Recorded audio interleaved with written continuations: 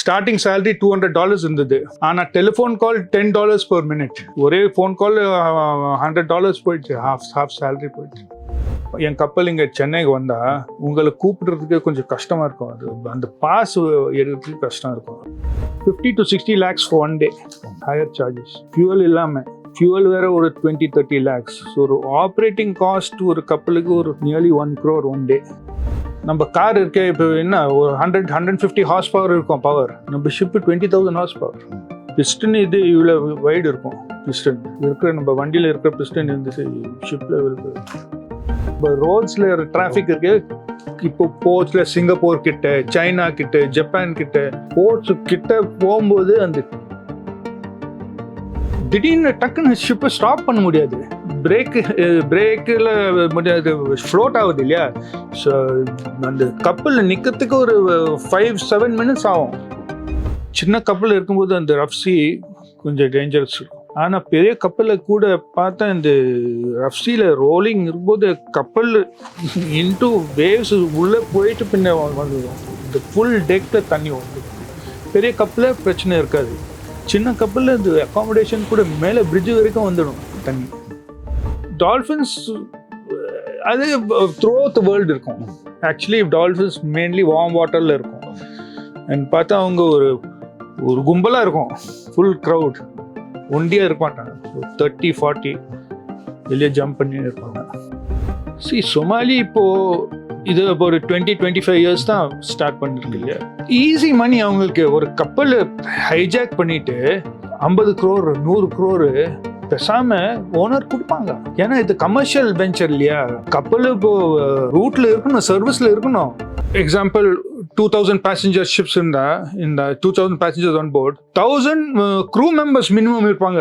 சில companies Norwegian கம்பெனில maybe 1300 crew members for 2000 passengers. Company ஒரு கப்பலுக்கு 4 lakhs செலவு பண்றாங்க. ஒரு கப்பலுக்கு இன்டர்நெட் கொடுக்கறதுக்கு 4 lakhs a month. உங்கள் வாட்ச் 4 hours முன்னே நீங்கள் ஒரே ஒரு பியர் சாப்பிட முடியும், ஒரு கேன். 7 hours முன்னே 2 cans, 10 hours முன்னே 3 cans.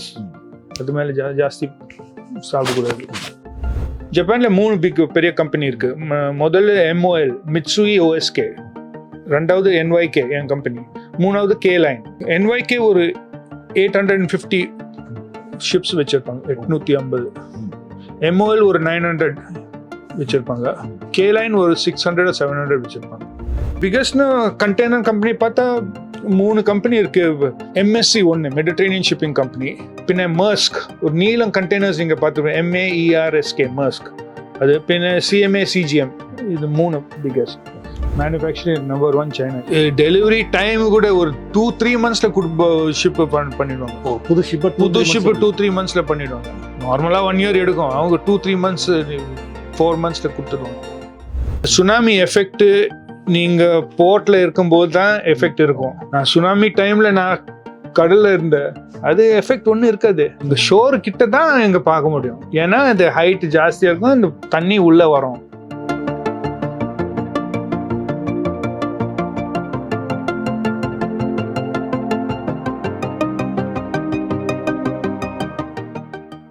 கடலை விரும்பாதவர்கள் இருக்க மாட்டார்கள். கடல் நம் பார்க்க ஒரு அழுக்காத ஒரு விஷயம். அந்த கடலையே வாழ்க்கையாக கொண்ட ஒரு மனிதரை தான் இந்த பேட்டியில் சந்திக்க இருக்கிறோம். கேப்டன் ரமேஷ் நாயர் அவருடன் பேசலாம். வணக்கம் சார். எப்படி தற்செயலாக அந்த பணிக்கு வந்தீங்களா, இல்லை நீங்கள் உங்களுக்கு இதாக ஒரு ஆர்வமாக இருந்ததா? ஃபர்ஸ்ட்லேருந்து சின்ன வயசுலேருந்து எனக்கு இந்த ஜாயின் ஷிப் இல்லைன்னா ஏர்லைன் அந்த ஆசை இருந்தது. பின்ன இதுக்கு ஜாயின் பண்ணதுக்கு அவ்வளோ படிப்பு ஜாஸ்தி தேவையில்லை. ஒரு நேரம் 12th standardலேருந்து ஜாயின் பண்ணலாம். ஸோ 12th முடிச்சப்பறம் நான் ஜாயின் பண்ணேன். டைரெக்டாக ஹாங்காங் கம்பெனி ஜாயின் பண்ணிவிட்டு அங்கே ஒரு 3 years ட்ரைனிங் பண்ணி முடிச்சப்பறம் எக்ஸாம் எழுதி ஆகிடுச்சு. புதுசாக ஒருத்தர் ஒரு கப்பல் கேப்டன் ஆகணும் அப்படின்னா ஆமாம், அவர் என்ன ரெடி ஆகணும்? 12th standard முடிச்சப்பறம் நீங்கள் இப்போ நான் பார்த்தா இங்கே ஒரு academy of marine engineering training, பின்ன இந்தியன் மேரிடைம் இன்ஸ்டிடியூட் இங்கே இஞ்சம்பாக்கம்ல இருக்குது. அதே மாதிரி நாட்டிக்கல் இன்ஸ்டிடியூட்ஸ் இருக்கும். அட்மிஷன் எடுத்தப்பறம் அங்கே ட்ரைனிங் முடிச்சப்பறம் ஷிப்பிங் கம்பெனிஸ் ரெக்ரூட் பண்ணுவாங்க, டைரக்ட் கேம்பஸ் பிளேஸ்மெண்ட். நீங்கள் எத்தனை வயசில் சார் இந்த பணியில் சேர்ந்தீங்க? 19 19 19லேருந்து 1984லேருந்து ட்ரைனிங் கேடட் ஒரு 3 வருஷம் பண்ணிவிட்டு நான் எக்ஸாம் எழுதி பின்ன செகண்ட் ஆஃபீஸர் ஒரு 3 years 2.5 years செகண்ட் ஆஃபீஸர் இருந்தோம். அதுக்கப்புறம் நான் ஆஸ்திரேலியா போய் கேப்டன்ஸ் எக்ஸாம் பண்ணியிருக்கேன். 93ல் கேப்டன் எக்ஸாம் முடிச்ச அப்புறம் 97ல் ப்ரொமோஷன் கிடைச்சது. இப்போ 97லேருந்து இது இன்னைக்கு வரைக்கும் கேப்டன் பொசிஷனில் இருக்கேன். முதல்ல நீங்கள் கடலுக்குள்ளே போகும்போது உங்களுக்கு எப்படி இருந்தது அந்த அனுபவங்கள்? Actually excitement. ஏன்னா ஒரு 18-19 இயர்ஸில் இருக்கும்போது going abroad, seeing the whole world. First port எங்கே நார்வே இருந்தது, ரெண்டாவது போர்ட்டு பிரேசில் இருந்தது. வேர்ல்டு வைட் ட்ராவலிங் எக்ஸைட்மெண்ட் இருக்கும். Only problems communication with family. அந்த காலத்தில் லெட்டர்ஸ் தான் எழுதியிருக்கோம் நாங்கள். இப்போது internet, video call, audio call இருக்குது. No problem. சேட்டலைட் கம்யூனிகேஷன் இருக்குது. அப்போது சேட்டலைட் கம்யூனிகேஷன் இல்லை. எக்ஸாம்பிளுக்காக ஸ்டார்டிங் சேலரி $200 இருந்தது. ஆனால் டெலிஃபோன் கால் $10 per minute. ஒரே ஃபோன் கால் $100 போயிடுச்சு. ஹாஃப் சேலரி போயிடுச்சு. இப்போ எல்லாம் ஃப்ரீயாக இருக்குது. இப்போது கன்வீனியன்ஸ் இருக்குது. இப்போது கம்ஃபர்ட்ஸ், என்டர்டெயின்மெண்ட் எல்லாம் இருக்குது. அப்போது ஒன்றும் என்டர்டெயின்மெண்ட் ஒன்றும் இல்லை. எவ்வளோ நாளாகும் இப்போ நீங்கள் ஒரு கடல் பயணம் ஆரம்பித்து திரும்ப வீட்டுக்கு வர்றதுக்கு எவ்வளோ நாளாகும்? என் கான்ட்ராக்ட் இப்போ 3 to 4 months ஃப்ளெக்சிபிள். அப்போனா 3 இல்லைன்னா 4 இல்லைன்னா 5 months. அது ஒன்று சீனியர் ஆஃபீஸர்ஸுக்கு. அதுவும் company to company. Junior officers normally 5 to 7 months contract. Crew 9 to 10 months. அப்போது நான் ஒரு 3-4 months பண்ணிவிட்டு நான் 2.5 to 3 months லீவில் இருப்பேன். டேக்ஸுக்காக நான் ரெசிடென்ட் ஸ்டேட்டஸ் மெயின்டைன் பண்ணி ஆகணும். அதுக்காக ஒரு 6 months 183 days outside the country வேலை பண்ணோம். அதுக்காக ஒரு மினிமம் 6 months நான் வெளியே இருப்பேன் ஒரு ஃபைனான்ஷியல் இயரில். இப்போ கப்பல்லே பார்த்தீங்கன்னா சரக்கு கப்பல், பேசஞ்சர்ஸ் கப்பல், இந்த மாதிரி நிறைய கப்பல்கள் இருக்குது. எந்த மாதிரி கப்பல்கள்லாம் நீங்கள் ஒர்க் பண்ணியிருக்கீங்க? நான் மேக்ஸிமம் இந்த கண்டெய்னர்ஸ் நீங்கள் பார்த்துருப்பீங்க. அதுவும் பின்ன கார் கேரியர்ஸ், இந்த கார்ஸும் பஸ்ஸஸ் லோட் பண்ணுறேன் மேக்ஸிமம். அந்த 2 டேங்கரும் நான் பண்ணியிருக்கேன். ஆனால் ஒரு 2 tankers தான் பண்ணியிருக்கேன். அது ஸ்பெஷலைஸ்ட் கார்கோ. பின்ன ஒரு பல்க் கேரியர்ஸ், இந்த சிமெண்ட்டு, ரைஸ், wood chips, அந்த கப்பலும் நான் ஒரு 2 ships பண்ணியிருக்கேன். 2 கப்பல் பண்ணியிருக்கேன். அண்ட் மேக்ஸிமம் இந்த கண்டெய்னரும் கார் கேரியர் அந்த எக்ஸ்பீரியன்ஸ். இதில் எவ்வளோ பேர் ஒர்க் பண்ணுவாங்க அந்த கப்பலில்? இப்போ between 20 and 25 persons நார்மலாக. என் கம்பெனியில் ஒரு 22 to 24 இருப்பாங்க. பார்த்தா ஷிப்பில் ஒரு 3 departments இருக்கு. Deck, engine and catering, saloon. கேட்ரிங்னா நம்ம குக்ஸ், 2 குக் இருக்கும், ஒரு மெஸ்மேன், ஸ்டூவர்ட் இருக்கும். பின்ன என்ஜினில் chief engineer in-charge, first engineer, second engineer, third engineer, ஒரு 4-5 க்ரூ மெம்பர்ஸ் இருப்பாங்க. டெக்கில் captain in-charge, chief officer, first officer, second officer, 4-5 crew member. Total ஒரு 20 to 25 இருக்கும். கேப்டனாக உங்களோட பொறுப்பு என்ன சார் கப்பலில்? Main overall incharge. Okay, number 1 reporting. Daily reporting இருக்கும். நம்ம போர்ட் அத்தாரிட்டிஸுக்கு ரிப்போர்ட் பண்ணோம், நெக்ஸ்ட் போர்ட் ஏஜென்ட் ரிப்போர்ட் பண்ணோம், கம்பெனிக்கு ரிப்போர்ட் பண்ணோம், ஓனர்ஸுக்கு ரிப்போர்ட் பண்ணோம். ரிப்போர்ட் பண்ணால் நாங்கள் அவங்க கேட்பாங்க, என்ன இப்போ இடிஏ நீங்கள் கரெக்டாக நாளைக்கு 5 மணி அரைவல் டைம் கரெக்டாக இருக்கா, மாறுமா கேட்பாங்க. ஏன்னா அவங்க அரேஞ்ச்மெண்ட் போர்ட்டில் டக் போட்ஸ், பைலட்ஸ்க்கு எல்லாம் நோட்டீஸ் கொடுக்கணும். மத்தியானம் அந்த ஸ்பீட், எவ்வளோ ஃபியூவல் கன்சம்ஷன், எப்போ ETA, when is next port arrival, remaining fuel on board, அதெல்லாம் அவங்க ஒரு ஃபார்மேட் இருக்கும், அதெல்லாம் ரிப்போர்ட் பண்ணணும். அது டெய்லி இருக்கும். நார்மல் கம்யூனிகேஷன், பின்ன க்ரூ சேஞ்சஸ், ப்ரொவிஷன்ஸ், அது எல்லாம் கேப்டன் தான் அவங்க பண்ணோம். மெசேஜ் அனுப்பணும். சீஃப் ஆஃபீஸர் மெசேஜ் கொடுப்பாங்க, சீஃப் இன்ஜினியர் மெசேஜ் கொடுப்பாங்க. நான் எடிட் பண்ணிவிட்டு அந்த யாருக்கும் அனுப்பணும். பழைய காலத்தில் ரேடியோ ஆஃபீஸர் இருந்தது இந்த வேலை பண்ணுறதுக்கு. அவர் தான் அந்த அக்கௌண்ட்ஸ் எல்லாம் பார்ப்பாரு. இப்போது மாறி இருக்கு. இப்போ ரேடியோ ஆஃபீஸர் இல்லை, கேப்டன் தான் பண்ணுறது. அண்ட் ஜூனியர் ஆஃபீஸர் ஹெல்ப் பண்ணுவாங்க. இதில் நீங்கள் பல்வேறு நாடுகளுக்கு போவீங்க. இப்போ அதில் பார்த்தீங்கன்னா உள்ளூர் சட்டங்கள் இருக்கும், சர்வதேச சட்டங்கள் இருக்கும், இன்டர்நேஷனல் லாஸ். ஸோ அதில் நிறைய கான்ஃப்ளிக்ட்லாம் இருக்கும். அது மாதிரி சிக்கல்கள் உங்களுக்கு என்ன மாதிரி இருக்கும்? கான்ஃப்ளிக்ட் இருக்காது இல்லையா? நம்ம இது கமர்ஷியல் ஆக்டிவிட்டி. நாங்கள் ரூல்ஸ் ஃபாலோ பண்ணால் அந்த கான்ஃப்ளிக்ட் இருக்காது. பிஃபோர் அரைவல் நம்ம இந்த பேப்பர் ஒர்க் எல்லாம் கரெக்டாக முடியணும். கரெக்டாக crew list, name, date of birth, place of birth, passport number, seaman book number, date of joining, இதெல்லாம் இந்த டீட்டெயில்ஸ் அந்த ஒரே ஷீட்டில் இருக்கும். 25 நேம்ஸ், 25 க்ரூ மெம்பர்ஸ், 25 நேம்ஸ் இருக்கும். அதெல்லாம் அனுப்பிட்டு அவங்க வெசல் ஷிப்பு கிளியர் பண்ணிட்டு உள்ளே போகலாம். இல்லைன்னா உள்ளே போக முடியாது, கிளியரன்ஸ் வரணும். கிளியர் இங்கேயும் ஏர்கிராஃப்ட் ஃப்ளைட் எல்லாம் அவங்க கிளியர் பண்ணிட்டு தான் அவங்க லேண்ட் பண்ண முடியும். டைரெக்டாக லேண்ட் பண்ண முடியாது இதே மாதிரி ஷிப்பில். பின்ன இந்த போர்ட் டியூஸ் எல்லாம் அட்வான்ஸில் கட்டணும்.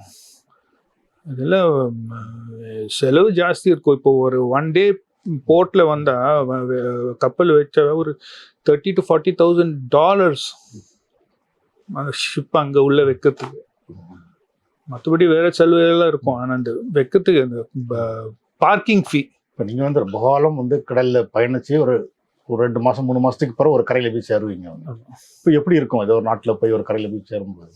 இப்போ எனக்கு இப்போ ஹேபிட் ஆயிடுச்சு, நோ ப்ராப்ளம். பட் எல்லா கண்ட்ரியில கொஞ்சம் டிஃப்ரென்ஸ் இருக்கும் இல்லையா? அந்த இப்போ முந்தினா புது கண்ட்ரி போகும்போது வெளியே இப்போ நான் வெளியே போகிறது இல்லை. நான் 3 மாதம் கான்ட்ராக்ட் பண்ணும்போது நான் வெளியே போகிறது இல்லை. போர்ட்டில் இந்த கொஞ்சம் ஸ்ட்ரிக்டாக இருக்காங்க செக்யூரிட்டிக்காக. அப்புறம் நான் 9/11 அப்புறம் எல்லா போர்ட்டில் அவங்க செக்யூரிட்டி இன்க்ரீஸ் பண்ணியிருக்காங்க.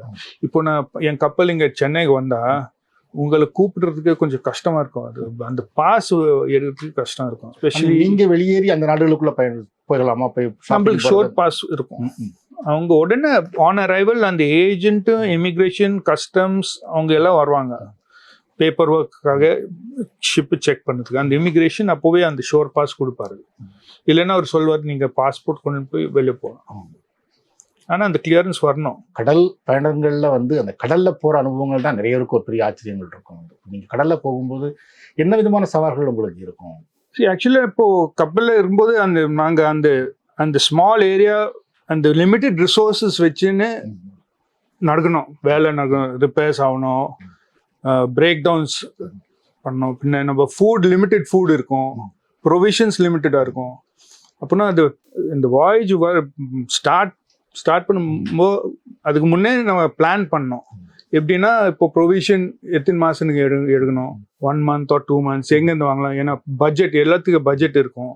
ஷோர்லேருந்து ஒர்க் ஷாப் வரணுமா, இல்லை நான் ஷிப்லேயே ரிப்பேர் பண்ணலாமா, அந்த டூல்ஸ் எக்யூப்மெண்ட் எல்லாம் இருக்கான்னு பார்க்கணும், ஸ்பேர் பார்ட்ஸ் இருக்கணும். அது எல்லாம் பிளான் பண்ணிட்டு அப்போ தான் வாயேஜ் ஸ்டார்ட் பண்ண முடியும். அதில் நிறைய சேலஞ்சஸ் இருக்கும். ஏன்னா டைம் வேற. இப்போ இந்த ஸ்பேர் பார்ட் கப்பல் யூரோப்பில் இருக்கும், ஸ்பேர் பார்ட் ஜப்பான் கம்பெனி, அங்கேருந்து ஏர் ஃப்ரைட் பண்ணோம், டைம் ஆகும். ஷிப்பு ஒரு 2 days போர்ட்டில் இருக்கும், 1 day இல்லைன்னா 2 days டைம் இருக்காது. இப்போ நெக்ஸ்ட் போர்ட் எப்படி கனெக்ட் பண்ணோம்? இந்த சேலஞ்சஸ் கண்டினியூஸ் சேலஞ்சஸ் இருக்கும். அதுக்காக நம்ம கேப்டனுக்கும் சீஃப் இன்ஜினியருக்கும் அந்த ரெஸ்பான்சிபிலிட்டி கொஞ்சம் ஜாஸ்தி, கொஞ்சம் ஸ்ட்ரெஸ் இருக்குது இந்த ஜாபில், கொஞ்சம் ஸ்ட்ரெஸ். அதை நான் சொன்னேன், நான் இப்போ வெளியே போகிறதில்ல ஷிப்பு போர்ட்டுக்கு போகும். ஏன்னா என் ஜாபில் கொஞ்சம் ஸ்ட்ரெஸ்ஸும் இருக்குது, ரெஸ்பான்சிபிலிட்டி. நம்ம அசெட்டு காஸ்ட், நம்ம ஷிப் ஃபுல்லி லோடு ஷிப்புன்னு பார்த்தா வேல்யூ 2,000 to 5,000 crores. அப்படின்னா அந்த ரெஸ்பான்சிபிலிட்டி ஜாஸ்தி இருக்கு இல்லையா? எல்லா கேப்டனும் மேலே ஏதோ பிரச்சனைன்னா அவங்க நேராக company phone, captain what is the problem, why is the ship stop, என்ன ப்ராப்ளம், என்ன இன்ஜினுக்கு என்ன ப்ராப்ளம்? ஏன்னா மீட்டர் ஓடுது இல்லையா, டாக்ஸி மீட்டர் மாதிரி. இந்த சார்ட்டர் காஸ்ட், நம்ம கப்பலுக்கு சார்ட்டர் காஸ்ட் ஒரு 50 to 60 lakhs for 1 day. Higher charges, fuel இல்லாமல். ஃபியூவல் வேற ஒரு 20-30 lakhs. ஸோ ஒரு ஆப்ரேட்டிங் காஸ்ட் ஒரு கப்பலுக்கு ஒரு நியர்லி 1 crore 1 day. இப்போ நீங்கள் புறப்படும் போது வந்து சில பிளான்கள் பண்ணுவீங்க. ஒரு உதாரணம் 2 மாதத்துல போய் அடுத்த துறைமுகத்தை நம்ம ரீச் பண்ணிடலாம் அப்படின்னு சொல்லி ஒரு பிளான் பண்ணுவோம். அதுக்கு தக்கபடி பெட்ரோல், ஃபுட் எடுத்துக்கிறது, எல்லா விஷயத்தையும் படிக்கும். வந்து அந்த பிளான்ல சில மாற்றங்கள் வரலாம், ஒரு புயல் வர்றது, அந்த மாதிரி விஷயங்கள் எல்லாம். அப்படி அந்த மாதிரி அனுபவங்களை நீங்கள் எதிர்கொண்டிருக்கீங்களா? இல்லை, இப்போ நார்மலாக சம்டைம்ஸ் அந்த வாயேஜ் சேஞ்ச் பண்ணுவாங்க. அப்போ கூட அவங்க டைம் கொடுப்பாங்க. இது எல்லாம் இந்த ப்ரொவிஷன்ஸ், இந்த ரிப்பேர்ஸ் எல்லாம் வந்து டைம் இருக்கும். அது பிரச்சனை ஒன்றும் இல்லை.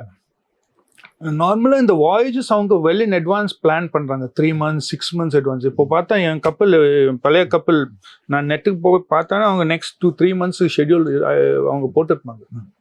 நம்ம ஏர்லைன் ஷெட்யூல் மாதிரி அவங்க பிளான் பண்ணியிருப்பாங்க. அதுக்காக நம்மளுக்கு கொஞ்சம் ஈஸியாக இருக்கும். அங்கே ஃபிக்ஸ்ட் வாய்ஸ் இருந்தால் நல்லா இருக்கும். நம்ம பிளான் பண்ண டைம்ல இடத்த ரீச் பண்ண முடியல, பெட்ரோல் காலியாகுது, ஆகாது காலியாகுது. ஐயோ, அது ஆகாது பிளான். அண்ட் இன்னும் கூட நம்மளுக்கு ஒரு சேஃப்டி மார்ஜின் வச்சிருக்கோம். கம்பெனி ரூல், நம்ம company rule fuel, onboard fuel for full voyage plus safety of 5 days. Provisions usually 2 to 3 weeks extra இருக்கும். அது காலி பண்ணா கூட ஃப்ரோசன் வெஜிடபிள்ஸ் இருக்கும், ஃப்ரோசன் ஃப்ரூட் இருக்கும், டின் ஃப்ரூட். அது ப்ராப்ளம் ஒன்றும் இருக்காது. கொஞ்சம் அட்ஜஸ்ட் பண்ணி ஆகணும், அவ்வளோதான். மில்க் எல்லாம் long life milk on board. நம்ம ஆவின் பேக்கெட் மாதிரி வருது இல்லை, long life 6 months to 1 year life இருக்கும்.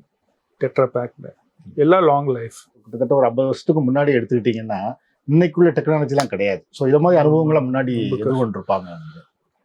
அந்த டைமில் ஜாஸ்தி அவங்க அந்த டின்ட் ஃபுட் தான் சாப்பிட்டுருப்பாங்க. Tinned food, tinned drinks, fresh இருக்காது. இப்போ லாஸ்ட் 60-70 years இந்த ரெஃப்ரிஜரேஷன் சிஸ்டம்ஸ் எல்லாம் நல்லா இருக்கு. பெரிய ரெஃப்ரிஜரேட்டர் இருக்கும் கப்பலில். ஒரு 4-5 ரெஃப்ரிஜரேட்டர் ரூம் இருக்கும். ஒரு fish room, meat room, vegetable room, dairy room, 4-5 room இருக்கும். இந்த ரெஃப்ரிஜரேஷன் சிஸ்டம் எல்லாம் மாடர்ன் நல்ல சிஸ்டம் இருக்கும். 50-60 years முன்னே அது இல்லை. ஒரே ஒரு சின்ன ரூமாக இருக்கும், ஐஸ் எல்லாம் சைடில் வச்சுருப்பாங்க. இப்போ ப்ராப்பர் சிஸ்டம், ப்ராப்பர் ரூம்ஸ் இருக்கும்.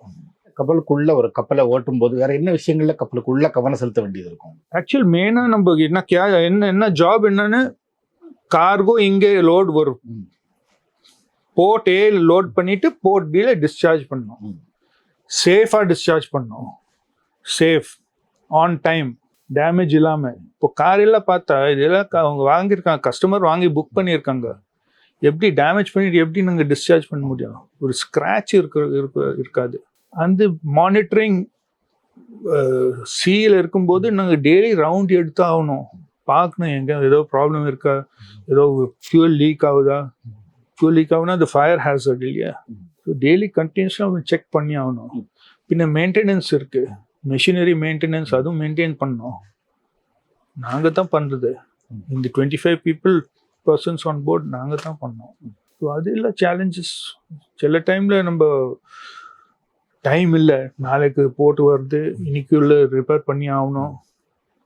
சில டைமில் 24, 36, 48 hours தூங்காமல் நாங்கள் வேலை பண்ணி ஆகணும். நீங்கள் பார்த்தா யாரும் ஷிப்பிங்கில் இருந்தால், ஷோர் ஜாப்ல இருந்தால் அவர் எப்போவுமே டென்ஷனில் இருப்பார். இப்போ நம்ம ஷிப்பு ஜாஸ்தி ஃபியூவல் தேவைப்படுது.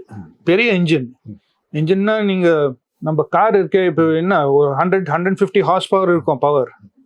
நம்ம ஷிப்பு 20,000 horsepower. பிஸ்டன் இது இவ்வளோ வைடு இருக்கும்.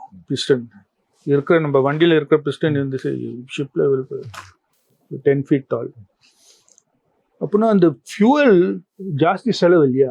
மேக்ஸிமம் செலவு ஆப்ரேட்டிங் காஸ்ட்ல இந்த ஃபியூவல் செலவு. அதுக்காக ஷிப்பில் நம்ம ஃபியூவல் யூஸ் பண்ணுற ஃபியூவல், இப்போ இந்த ஒயிட் ஃபியூவல், க்ளீன் ஃபியூவல், தண்ணி பார்க்குற மாதிரி ஃபியூவல் இல்லை, பிளாக் டர்ட்டி ஃபியூவல், அதுதான் யூஸ் பண்ணலாம். ஏன்னா ஷிப்பிங் டிரான்ஸ்போர்ட்டேஷன் காஸ்ட் கொஞ்சம் கம்மி கீழே வைக்கணும் இல்லையா? இப்போ இந்த பெட்ரோல் இல்லைன்னா டீசல் யூஸ் பண்ணால் காஸ்ட் ஜாஸ்தி போயிடும். இந்த காஸ்ட் கொஞ்சம் கம்மி வைக்கிறதுக்கு அங்கேருந்து பிளாக் மரீன் ஃபியூவல் யூஸ் பண்ண, அது டைரெக்டாக நம்ம கீழே எடுத்து ரிஃபைன் பண்ணாமல் யூஸ் பண்ணுறோம். மினிமம் ரிஃபைனிங், என்னமோ ஒரு ஃபில்டருக்குள்ளே ஃபில்டர் பண்ணிவிட்டு பார்த்தா அது திக்காக பிளாக் கலர் இருக்கும் அந்த ஃபியூவல் யூஸ் பண்ணுறோம். இப்போ நம்ம பிளேன்ஸ் பார்த்துருப்பீங்க இல்லையா, அது பியோர் ஃபியூவல், ஜெட் A1 சொல்லுவாங்க. பியோர் ஆனால் காஸ்ட்லி. 10,000 tons வரைக்கும் ஃபியூவல் நாங்கள் வச்சுருக்கோம் லாங் வாயேஜுக்காக. இப்போ அவங்க மார்க்கெட் பார்ப்பாங்க என்ன எங்கே கம்மி. இப்போ கப்பல் இங்கே சென்னையில் இருக்கும்போது சென்னையில் என்ன ஃபியூவல் ப்ரைஸ் இருக்கும், அடுத்த போர்ட் சிங்கப்பூர் இருக்கும், சிங்கப்பூரில் கொஞ்சம் ஜாஸ்தி இருந்தால் இங்கே ஃபுல் லோடு எடுப்பாங்க ஃபியூவல். 5,000 tonsல ஒரு $2 சேவிங் இருந்தால் கூட $10,000 சேவிங். மேக்ஸிமம் ஒரு ட்ராவலில் எவ்வளோ ஃபியூல் ஃபுல் பண்ணுவீங்க டேங்க்? நம்ம கப்பலில் ஒரு ஈஸியாக ஒரு 7,000 tons எடுக்கலாம். 7,000 tonsனா 40, 10, 20 ஒரு 2 மாதம் போகலாம். ஃபியூல் எடுக்காம 2 months போகலாம். இப்போ 1 லிட்டர்னா எவ்வளோ தூரம் போகும் கப்பல்? அதுவும் கப்பல் என்ஜின் கெப்பாசிட்டி இல்லையா, சின்ன கப்பல் சின்ன கெப்பாசிட்டி கன்சம்ஷன் கம்மியாக இருக்கும். அது சொல்ல முடியாது.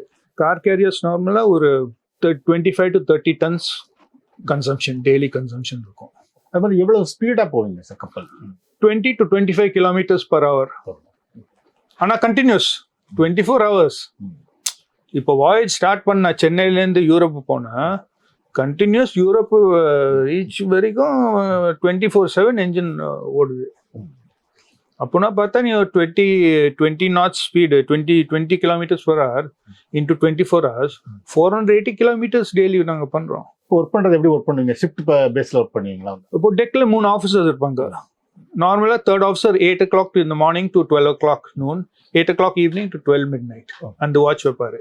12 to 4 வாட்ச் செகண்ட் ஆஃபீஸர் வைப்பாரு. So 12 noon to 4 o'clock, midnight to 4 o'clock. அந்த நடுவில் ஒரு 8 hours ரெஸ்ட் எடுக்கலாம். அது பிரச்சனை ஒன்றும் இல்லை. 4 o'clock to 8 o'clock chief officer watch வைக்கிறாரு. 4 in the morning 4 to 8, in evening 4 to 8. கீழே என்ஜின் ரூம்ல அதே இருக்கு. இப்போ நம்ம புது கப்பல்ஸ்ல என்ஜின் ரூம் நைட் டைம் அவங்க டியூட்டி என்ஜினியர் வைக்கிறது இல்லை, அது ஆட்டோமேட்டிக். ஏதோ அலாம் பிரச்சனை இருந்தால் அலாம் அவங்க ரூம்ல அலாம் சவுண்ட் ஆகும், அவங்க கீழே போய் செக் பண்ணுவாங்க. அது யூஎம்எஸ்ன்னு சொல்லுவாங்க, அன்மேன் மிஷினரி ஸ்பேஸ். இப்போ புது கப்பல்ஸ் அப்படியே வருது. அப்போ என்ஜின் ரூம்ல யாரும் இருக்காது நைட்ல. ஒரு ரவுண்டு ஒரு எவ்ரி 2 hours இல்லைன்னா 4 hours அவங்க ஒரு ரவுண்ட் எடுப்பாங்க, ஏதோ டெம்பரேச்சர் லெவல்ஸ் செக் பண்றதுக்காக. இது இப்போ எல்லாம் கம்ப்யூட்டர்ல இருக்கு. இப்போ அதை நீங்க கொஞ்சம் விரிவா சொல்ல முடியுமா சார்? பழைய ஓல்டு கப்பல்களோட கம்பேர் பண்ணும்போது இப்போ உள்ள கப்பல்கள் எப்படி அப்டேட் ஆயிருக்கு அப்படிங்கிறது? கம்ப்ளீட் டெக்னாலஜி, எல்லாம் எலக்ட்ரானிக். இப்போ என்ஜினும் எலக்ட்ரானிக். ஏதோ என்ன பிரச்சனை என்னன்னு எல்லாம் ஃபியூவல், இங்கே பைப்ல ஃபியூவல் வரல என்ன பார்த்தா ஒரு கார்டு இருக்கும், பிசிபி எடுத்து பிசிபி ரீப்ளேஸ் பண்ண சரி ஆயிடுச்சு. பழைய டைம்ல மெஷினரி ஓப்பன் பண்ணி ஆகணும். மெஷினரி கொஞ்சம் கம்மியாக இருக்கான்னா அந்த டெக்னாலஜிக்காக அந்த அளவுக்கு குவாலிஃபைட் பீப்புள் கிடைக்கிறது இல்லை இப்போ ஷிப்பில். எனக்கும் கஷ்டமா இருக்கு. இப்போ இந்த எலக்ட்ரானிக்ஸ் எல்லாம் கொஞ்சம் ஜாஸ்தியா இருக்கு இப்போ ஷிப்பில் பார்த்தா. இப்போ நம்ம நேவிகேட் பண்ணும்போது நீங்க பார்த்துருப்பீங்க, ஒரு சார்ட் வச்சிருப்பாங்க அந்த மேப் மாதிரி. இப்போ நம்ம அந்த பேப்பர் சார்ட் வைக்கிறது இல்லை, எல்லாம் டிவி எலக்ட்ரானிக் சார்ட்.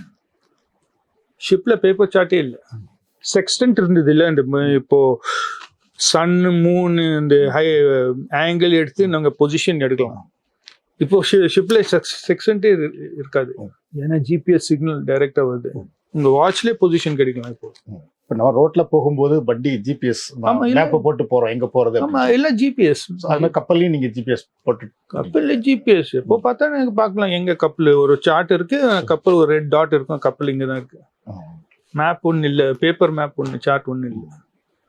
நேராக ஸ்க்ரீனில் பார்த்தா ஒரு 4-5 ஸ்க்ரீன் இருக்கும். என் கேபின்ல ஒரு ஸ்க்ரீன் இருக்கும். ஆனால் டெக்னாலஜிக்காக ஒரு குவாலிஃபிகேஷன் கூட இருக்கணும். கப்பல் வந்து அவ்வளோ பெரிய கப்பல் வந்து, ஸோ அதில் ஏதோ ஒரு இடத்துல ஒரு ப்ராப்ளம் இருக்குது அப்படிங்கிறது உடனே உங்களுக்கு தெரிய வருமா? ஆமாம், இப்போ அலார்ம்ஸ் இருக்கு இல்லையா. இப்போ நம்ம சென்சர்ஸ், அலார்ம்ஸ், ஃபயர் டிடெக்டர், எல்லா இடத்துல ஃபயர் டிடெக்டர் இருக்கும். டக்கு ஸ்மோக் புகை வந்தால் டக்குன்னு அலாம் வரும். பிரிட்ஜில் பார்த்தா எங்கே எந்த டெக் இருக்கு, கார் டெக் நம்பர் 10, உடனே அங்கே போய் பார்க்கலாம் என்னன்னு.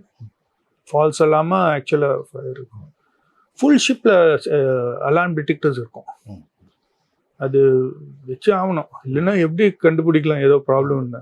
இது வரைக்கும் நீங்கள் வந்து கப்பலுக்கு உள்ள கவனம் எடுக்க வேண்டிய விஷயங்கள் பற்றி சொன்னீங்க சார். இதே மாதிரி கப்பல் போயிட்டு இருக்கும்போது கப்பலுக்கு வெளியே, உதாரணமாக கடல் பரப்பில் என்ன விதமான ஆபத்துகள் வரும்? டிராஃபிக் இருக்கும். மத்தலப் நம்ம ரோட்ஸில் டிராஃபிக் இருக்கு.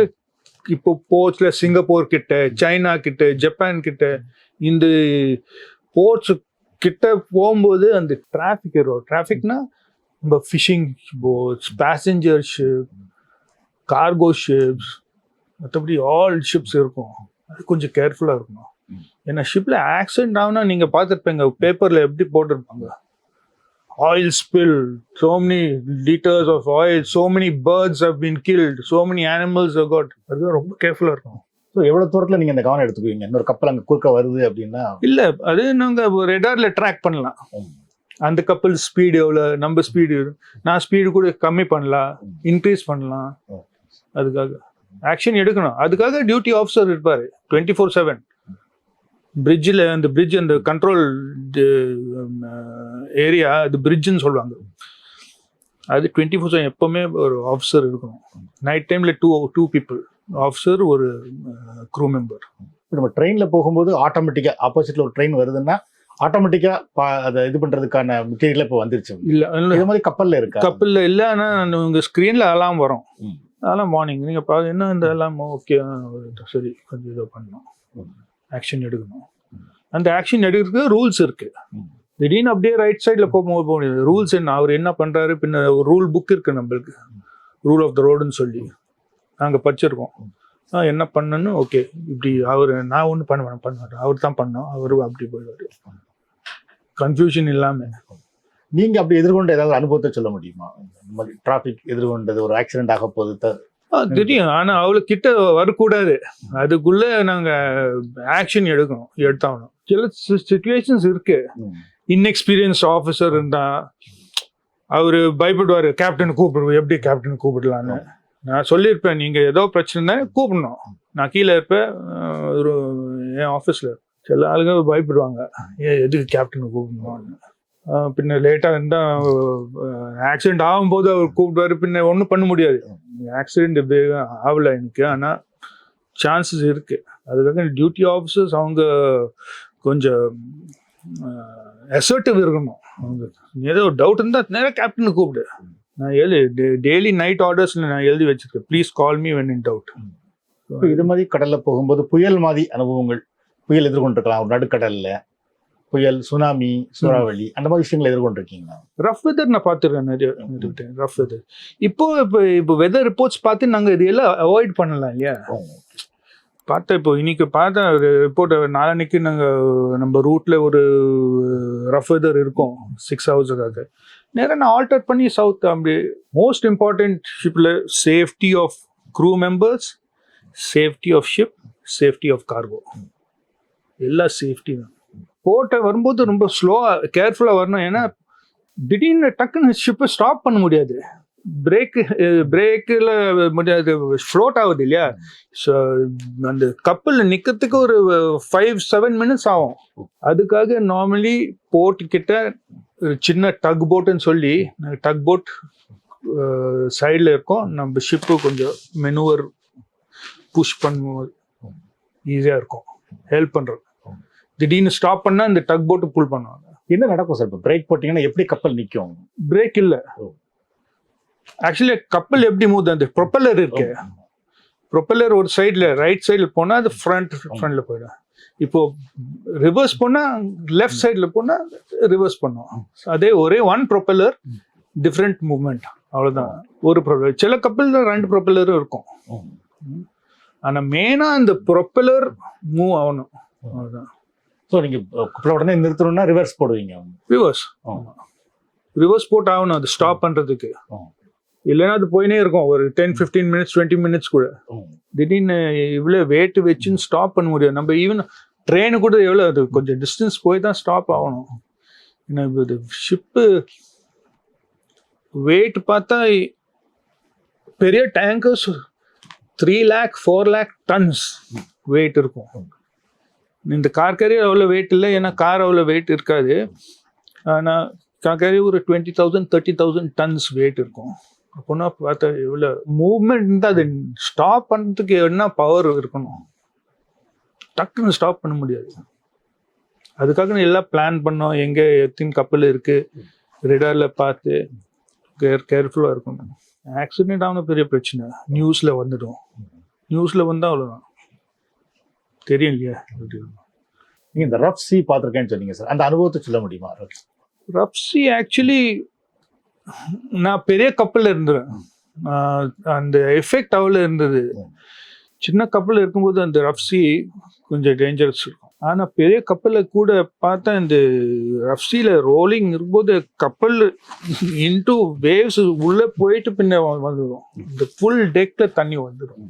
பெரிய கப்பலில் பிரச்சனை இருக்காது. சின்ன கப்பலில் இந்த அக்காமடேஷன் கூட மேலே பிரிட்ஜ் வரைக்கும் வந்துடும் தண்ணி. ஆனால் அது டேஞ்சர்னா அது பார்க்கறதுக்கு கொஞ்சம் டேஞ்சரஸாக இருக்கும். ஷிப் ஆக்சுவலி ஸ்டேபிளாக இருக்குது, தண்ணியில் இருக்குது, ஒன்றும் ஆகாது. சைடில் அடியில் ஹோல் ஏதோ இருந்தால் தண்ணி உள்ளே போனால் அப்போ தான் கொஞ்சம் டேஞ்சர் இருக்கும். ஹோல் இல்லாமல் வரைக்கும் பிரச்சனையே இருக்காது. ஷிப்பில் ஒன்று என்ஜின் ஸ்டாப் ஆகிடும், அப்படியே இருக்கும். ஏன்னா ஏர்கிராஃப்டில் ஏதோ பிரச்சனை ஆகுனா அவ்வளோதான் ஃபினிஷ்ட். ஷிப் ஆக்சுவலி ரொம்ப சேஃபாக. கப்பலில் போகும்போது கடல் அவ்வளோ பெரிய பரப்பு தல துறைமுகங்களில் கப்பல் இருக்கும்னு சொன்னீங்க, வந்து நடுக்கடலில் அந்த மாதிரி கப்பல்கள் இருக்காது. ஆனால் திடீர்னு ஒரு திமிங்கலம் கடல் தண்ணிக்குள்ளேருந்து வெளியே வந்துடலாம், ஒரு சுறா வந்துடலாம், அந்த மாதிரி ஒரு ஆபத்துகள் வருமா? ஷார்க்ஸ் கொஞ்சம் ரேராக இருக்கும் பார்க்கறதுக்கு. ஆனால் வேல்ஸ் நாங்கள் பார்க்குறோம். அந்த வேல்ஸ் நாங்கள் அவாய்ட் பண்ணோம். ஏன்னா வேல்ஸ் அவங்க சொல்கிறாங்க அது சரியாக கேட்கறது இல்லை. இப்போது அவங்க நேராக கப்பலுக்கு ஃப்ரண்ட்டு வந்துடும். அதுக்காக நாங்கள் பார்த்தா வேல்ஸ் பார்த்தா கொஞ்சம் ஆக்ஷன் எடுக்கணும். இது இன்டர்நேஷ்னல் ரூல்ஸும் போட்டிருக்காங்க. வேல்ஸ் பார்த்தா நம்ம ஷிப்பு ஆக்ஷன் எடுக்கணும். வேல்ஸ் சில நார்த் அமெரிக்கா ஈஸ்ட் கோஸ்ட்ல இந்த வேல் சீசன் இருக்கும், நவம்பர் டு மார்ச். இப்போ போனால் டெஃபினட்டாக வேல்ஸ் பார்ப்பாங்க. டால்ஃபின்ஸ் அது த்ரூ அவுட் த வேர்ல்டு இருக்கும். ஆக்சுவலி டால்ஃபின்ஸ் மெயின்லி வார்ம் வாட்டரில் இருக்கும். அண்ட் பார்த்தா அவங்க ஒரு கும்பலாக இருக்கும், ஃபுல் க்ரௌட், ஒண்டியாக இருக்க மாட்டாங்க. 30-40 வெளியே ஜம்ப் பண்ணி இருப்பாங்க. அது டெய்லி பார்ப்போம் நாங்கள். டால்ஃபின்ஸும் பின்ன ஃப்ளைங் ஃபிஷ். கப்பல் ஸ்டாப் பண்ணும்போது அவங்க நம்ம க்ரூ மெம்பர்ஸ் ஃபிஷ் பண்ணுவாங்க. நல்ல டொராடோ எல்லாம் கிடைக்குது, டூனா. இப்போ நாங்கள் சில வீடியோஸ்லாம் பார்க்குறோம் சார். இப்போ கப்பல் போகும்போது டால்ஃபின்ஸ்லாம் குதிச்சு கப்பலை துரத்துறது, கப்பல் பின்னாடியே வர்றது, அந்த மாதிரிலாம் இருக்கும். டால்ஃபின்ஸ் ஆக்சுவலி அவங்க சொல்கிறாங்க the friends of the sailors. அந்த நாங்கள் டால்ஃபின் ஹார்ம் பண்ணக்கூடாது, இதோ பண்ணக்கூடாது. இந்த ஷிப்பு ஃப்ரண்ட்டு கூட போவாங்க, அந்த கைடிங் லைட் மாதிரி டால்ஃபின்ஸ். அது எந்த அளவுக்கு இப்போ மனுஷர்களை கடலில் அது டால்ஃபின் இருக்கு வந்து கப்பலில் இருக்கிற ஆட்களை பார்த்த உடனே அது எந்த அளவுக்கு அது ஒரு குதூகலமாக அடையும்? டால்ஃபின் அந்த ஃபேஸ் பார்த்தாலே ஹாப்பி ஃபேஸ், ஸ்மைலிங் ஃபேஸ். நீங்கள் பார்த்துருப்பீங்க இந்த சீ வேர்ல்டு, இந்த வைல்ட் லைஃப் பார்க்ஸ் இல்லை, டால்ஃபின் இந்த ஃபேஸ் பார்த்தா ஃப்ரெண்ட்லி ஃபேஸ். அதே மாதிரி அந்த ஆர்கா வேல் ஃப்ரெண்ட்லி ஃபேஸ், அது பார்க்கறது இல்லை ஜாஸ்தி. மெயினாக இந்த ப்ளூ வேல் பார்க்குறோம். வேலும் கொஞ்சம் ஒரு ஸ்லோ மூவிங் ஃபிஷ், ஃபாஸ்ட்டாக போக முடியாது. ஆனால் அவங்க சொல்கிற அந்த ஷிப் என்ஜின் கேட்கறது இல்லை, அந்த வைப்ரேஷனை ஃபீல் பண்ணுறது இல்லை. அதுக்காக நேராக அவங்க அதே ரூட்டில் வரும். ஸோ நாங்கள் அதை அவாய்ட் பண்ணி ஆகணும். ஏன்னா ஷிப்பு ஸ்பீடில் போகுது இல்லையா. ஷிப்பு மோதி வேலுக்கு ஏதாவது பாதிப்புகள் இருக்கும், அந்த மாதிரி அனுபவங்கள் இருக்காங்க? ஷிப்பு டேமேஜ் ஆகிடும். அதுவும் ஒரு என்ன வெயிட் இருக்கும், அது சைஸ் அண்ட் வெயிட். அது ஃப்ரண்ட்டு பெண்ட் ஆகிடும், டேமேஜ். அந்த இம்பேக்ட் அடிக்கும்போது தி ஷிப்பு மெட்டல் டேமேஜ் ஆகிடும், உடனே ரிப்பேருக்கு போய் ஆகணும். சில டைம் அது ஆகிட்டு இருக்கு. அதுக்காக அந்த இந்த சீசனில் யூஎஸ்ஏ போனால் அவங்க போர்ட் அத்தாரிட்டிஸ் சொல்லுவாங்க, நீங்கள் கொஞ்சம் இந்த ஸ்லோ ஸ்பீடில் போங்க, கொஞ்சம் பார்த்து. இது மாதிரி பேர்ட்ஸ் எதிர்கொள்றீங்களா சார்? கடல்களில் நிறைய பேர்ட்ஸ் இருக்குன்னு சொல்கிறாங்க. பேர்ட்ஸ் யூஸ்வலி சீகல்ஸ் இருக்கும். ஆனால் சில இடத்துல ஸ்மால் ஐலண்ட்ஸில் அந்த ஐலண்ட்ஸுக்காக ஒரு பெக்யூலியர் பேர்டு இருக்கும், அதுவும் இருக்கும், பார்த்துருக்கோம். ஐலண்ட்ஸ் கிட்ட இருக்கும். இப்போ மிடில் ஆஃப் த ஓஷனில் ஹவாய் கிட்ட ஒரு ஸ்பெஷல் ஹவாயில் இருக்கிற பேர்ட்ஸ் நாங்கள் பார்ப்போம். இந்தியன் ஓஷனில் ஐலண்ட் கிட்ட போனால் நீங்கள் அவங்க இருப்பாங்க. ஆனால் சீகல்ஸ் சில டைம் ஃபுல் வாயேஜில் நம்ம கப்பல்லே ஃப்ரண்ட்டில் இந்த மாஸ்ட் மேலே உட்காந்துருப்பாங்க. நாங்கள் ஏதோ பிஸ்கெட்ஸ் ஏதோ வச்சுட்டு தண்ணியும் வைக்கிறது. இப்போ ஃபுல் வாயேஜ் ஒரு 10-15 days. ஷிப்புக்கும் வருமா அது மாதிரி? ஷிப்புக்கு வந்து உட்காருமா? ஷிப்ல தான், ஷிப்ல உட்காந்துருக்கோம். ஜப்பான்ல ஏறிட்டு யூஎஸ்ஏல போயிடும், வேற ஒரு ஷிப் ரிட்டர்ன் ட்ரிப். சரி, இப்போ கடல் பயணத்தை பொறுத்த வரைக்கும் வந்து பார்த்தீங்கன்னா ஒரு நீண்ட காலம் நீங்கள் ஒரு 2 மாதம் 3 மாதம் கடலில் இருக்க போறீங்க வந்து, அப்புறம் வேற நாட்டு போயிட்டு ரிட்டர்ன் திரும்ப வரும்போது அது மாதிரி ஒரு டூருக்கு நீங்கள் எப்படி தயாராவீங்கன்னு சொல்ல முடியும்? சரி, ஆக்சுவலி இப்போ நார்மலாக கம்பெனி நம்மளுக்கு ஒரு 1 month நோட்டீஸ் கொடுப்பாங்க. இப்போ அவங்க கேட்டிருக்காங்க எப்போ ஜாயின் பண்ண போறோம். நான் April 1st நான் சொல்லியிருக்கேன். அவங்க பிளான் பண்ணுவாங்க. ஒரு 1 month முன்னே அவங்க சொல்லிடுவாங்க, நீங்க அப்ராக்சிமேட்டா ஏப்ரல் 5th நீங்க சவுத் ஆம்ப்டன் போர்ட்ல ஜாயின் பண்ண போறோம். அதுக்கு முன்னே இங்க ஃபார்மாலிட்டிஸ் இருக்கு, பேப்பர் ஒர்க் இருக்கு, கான்ட்ராக்ட் எல்லாம் சைன் பண்ணோம். முக்கியமான மெடிக்கல் பண்ணி ஆகணும். கான்ட்ராக்ட் போச்சு முன்னே registered under the director general of shipping, அவங்க டாக்டர்ஸ் இருப்பாங்க. அங்கே போய் மெடிக்கல்ஸ் பாஸ் பண்ணிட்டு பேப்பர் ஒர்க் இருக்கும். ஏதோ கோர்சஸ் ஏதோ பண்ணி ஆகணும். நம்ம லைனில் கண்டினியூஸாக ட்ரைனிங் எடுத்து ஆகணும். ஏன்னா டெக்னாலஜி இம்ப்ரூவ் ஆகுது, அதுக்காக கோர்சஸ் பண்ணி ஆகணும். அந்த கோர்சஸ் எல்லாம் up to date office check பண்ணிவிட்டு அவங்க ஓகே பண்ணுவாங்க இந்த நெக்ஸ்ட் கான்ட்ராக்டுக்காக. பின்ன கான்ட்ராக்ட் சைன் பண்ணிவிட்டு நார்மல் ட்ராவல் ஆன் போர்டு. இப்போது என் கான்ட்ராக்ட் முடிய போகுது நெக்ஸ்ட் மந்த், கேப்டன் மெசேஜ் அனுப்பணும், மேனிங் டிபார்ட்மெண்ட் அனுப்பி சொன்னால் this following people due for to go home in month of March. Please send them home from export. Schedule போட்டு names போட்டு அவங்க பிளான் பண்ணுவாங்க. இதெல்லாம் கரெக்டாக இப்போது no problem. Air fare everything paid by company. இல்லை கம்பெனி ஹோட்டல் ஸ்டே எல்லாம் company அவங்க எல்லாம் செலவு பண்ணுவாங்க. இப்போ நாங்கள் ஒரு டூர் போகிறோம் அப்படின்னா வந்து ஒரு பெட்டியில் கொஞ்சம் 2-3 நாளைக்கான ட்ரெஸ்ஸு, பேஸ்ட்டு, சோப் எல்லாம் எடுத்து வச்சுக்கிறோம். வந்து நம்ம நீங்கள் ஒரு 2-3 மாதம் இருக்க போகிறீங்க வந்து, அப்போ என்னெல்லாம் அப்படி எடுத்து போவீங்க? ஆனால் ஷிப்பில் நாங்கள் இப்போ நார்மல் சிவிஸ் எல்லாம் போட்டுறது இல்லை. நான் யூனிஃபார்மில் இருக்கோம். அப்போது ஒரு 4-5 யூனிஃபார்ம் இருக்கும். இந்த சிவிலியன் கோட் 2 ஜோடி அவ்வளோதான். 2 sets இருக்கும். ஒரு சூட் இருக்கும். எனக்கு நான் கேப்டனுக்காக என் ஆஃபீஸ் போனால் நான் சூட் போட்டு போனோம். வேற ஒன்றும் இல்லை. மெடிசின்ஸ் நார்மலாக, கொஞ்சம் ஸ்நாக்ஸ். இப்போ ஸ்நாக்ஸும் எல்லா ஊரில் நம்ம இந்தியன் ஸ்நாக்ஸ் கிடைக்கும். நான் ஒரு சின்ன லிஸ்ட் வச்சுருக்கோம் என் பாக்ஸில். ஒரு அந்த ஷிப்பு பாக்ஸில் அந்த ஒரு லிஸ்ட் இருக்கும். டக்குனு எடுத்து எல்லாம் இருக்கும். இப்போ இந்த யூனிஃபார்ம் எல்லாம் பேக்கில் தான் இருக்கும். யூஸ் பண்ணுறது இல்லை. இன்னைக்கு தான் நான் கொண்டு வந்தேன், வெளியே எடுத்துருக்கேன் பேக்லேருந்து. நம்ம லிஸ்ட் எல்லாம் இருக்கும். அது ஜாஸ்தி எடுக்கிறது இல்லை நாங்கள். ஆனால் வரும்போது shopping, wife get me this perfume, get me that, daughter wants get me this shoe, this perfume, chocolate. இது லைனில் நல்ல எக்ஸ்பீரியன்ஸ். வேறு டிஃப்ரெண்ட் கண்ட்ரிஸ் பார்ப்போம். பார்த்துட்டு how life is in other countries. இந்த ப்ரொஃபஷனில் தான் பார்க்க முடியும். ஆனால் ஒன்லி ப்ராப்ளம் இப்போது நம்ம கப்பல் ஜாஸ்தி டைம் போர்ட்டில் வெயிட் பண்ணுறது இல்லை. ஒரு 8 hours 10 hours 1 day, மேக்ஸிமம் ஒரு 2 days கிடைக்கும் இந்த கார் கேரியர்ஸ். பல்க் கேரியர்ஸில் ஒரு 3-4 days கிடைக்கும். அப்போ டைம் வெளியே போகிறதுக்கு சான்ஸ் இருக்குது.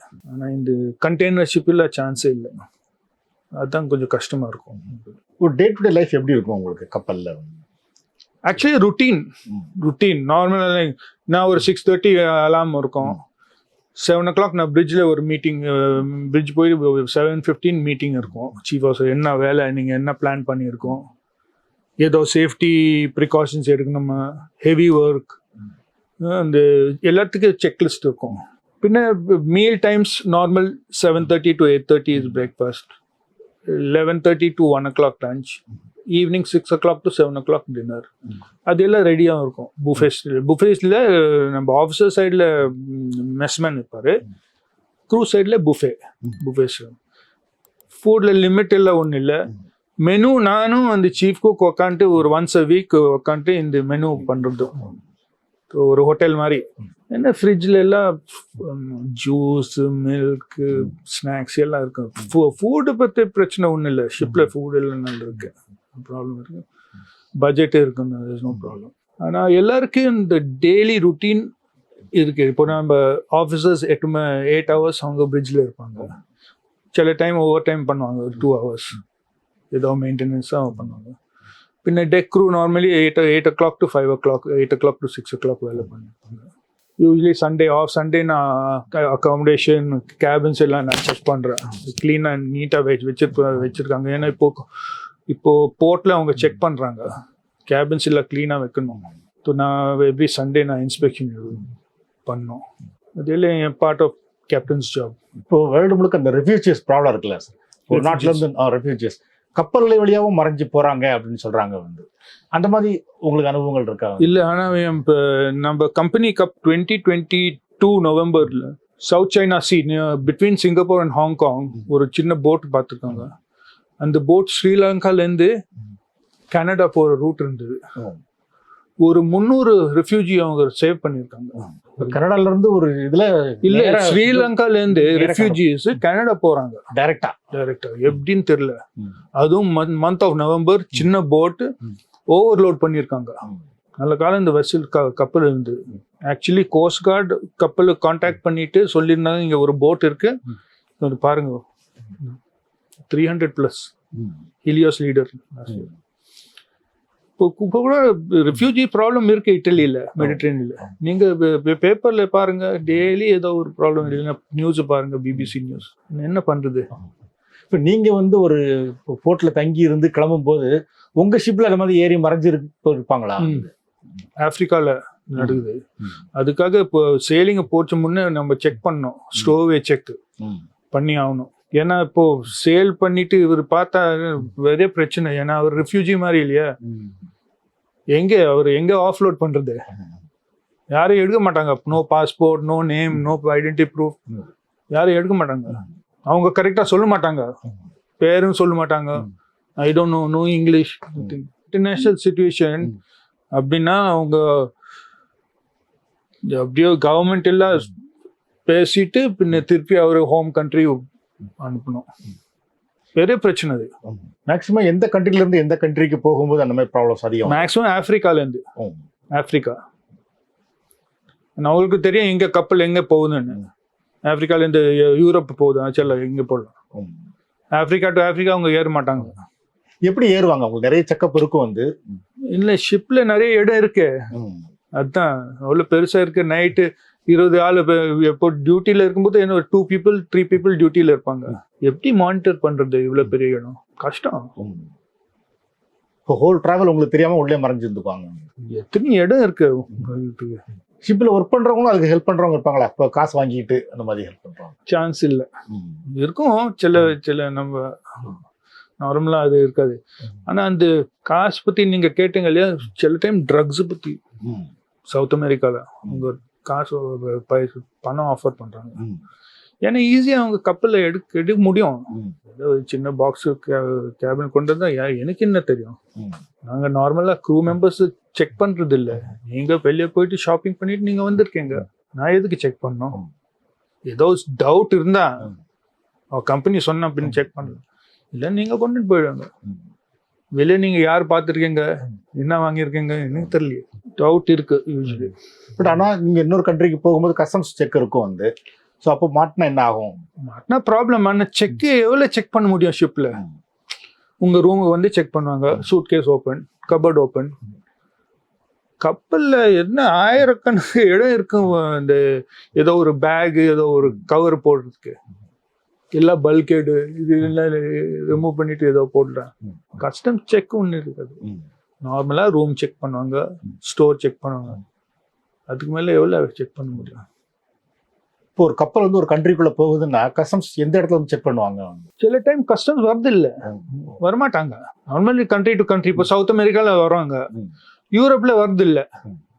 யூஎஸ்ஏல ஒரே ஒருத்தர் வர்றாரு, அவரு கஸ்டம்ஸ் இமிகிரேஷன் எல்லா வேலை அவரு தான் பண்ணுவாரு, ஏஜென்ட் கூட.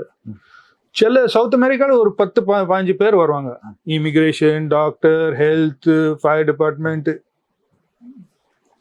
வந்துட்டு அவங்க காஃபி சாப்பிடுவாங்க, கோகோ கோலா எல்லாம் பேர் எடுத்து அவங்க பாட்டு போயிடுவாங்க. அதெல்லாம் கொடுத்தாகணும். ஸோ அப்படி இருக்கும்போது ஈஸியா வந்து ஒரு கப்பலில் ஒர்க் பண்ற ஒருத்தர் ட்ரக் ஏதோ ஒரு விஷயத்தை கடத்துறது ஈஸியா போகுது. 15-20 மினிட்ஸ்ல முடிஞ்சிடும் இந்த ஃபார்மாலிட்டிஸ்.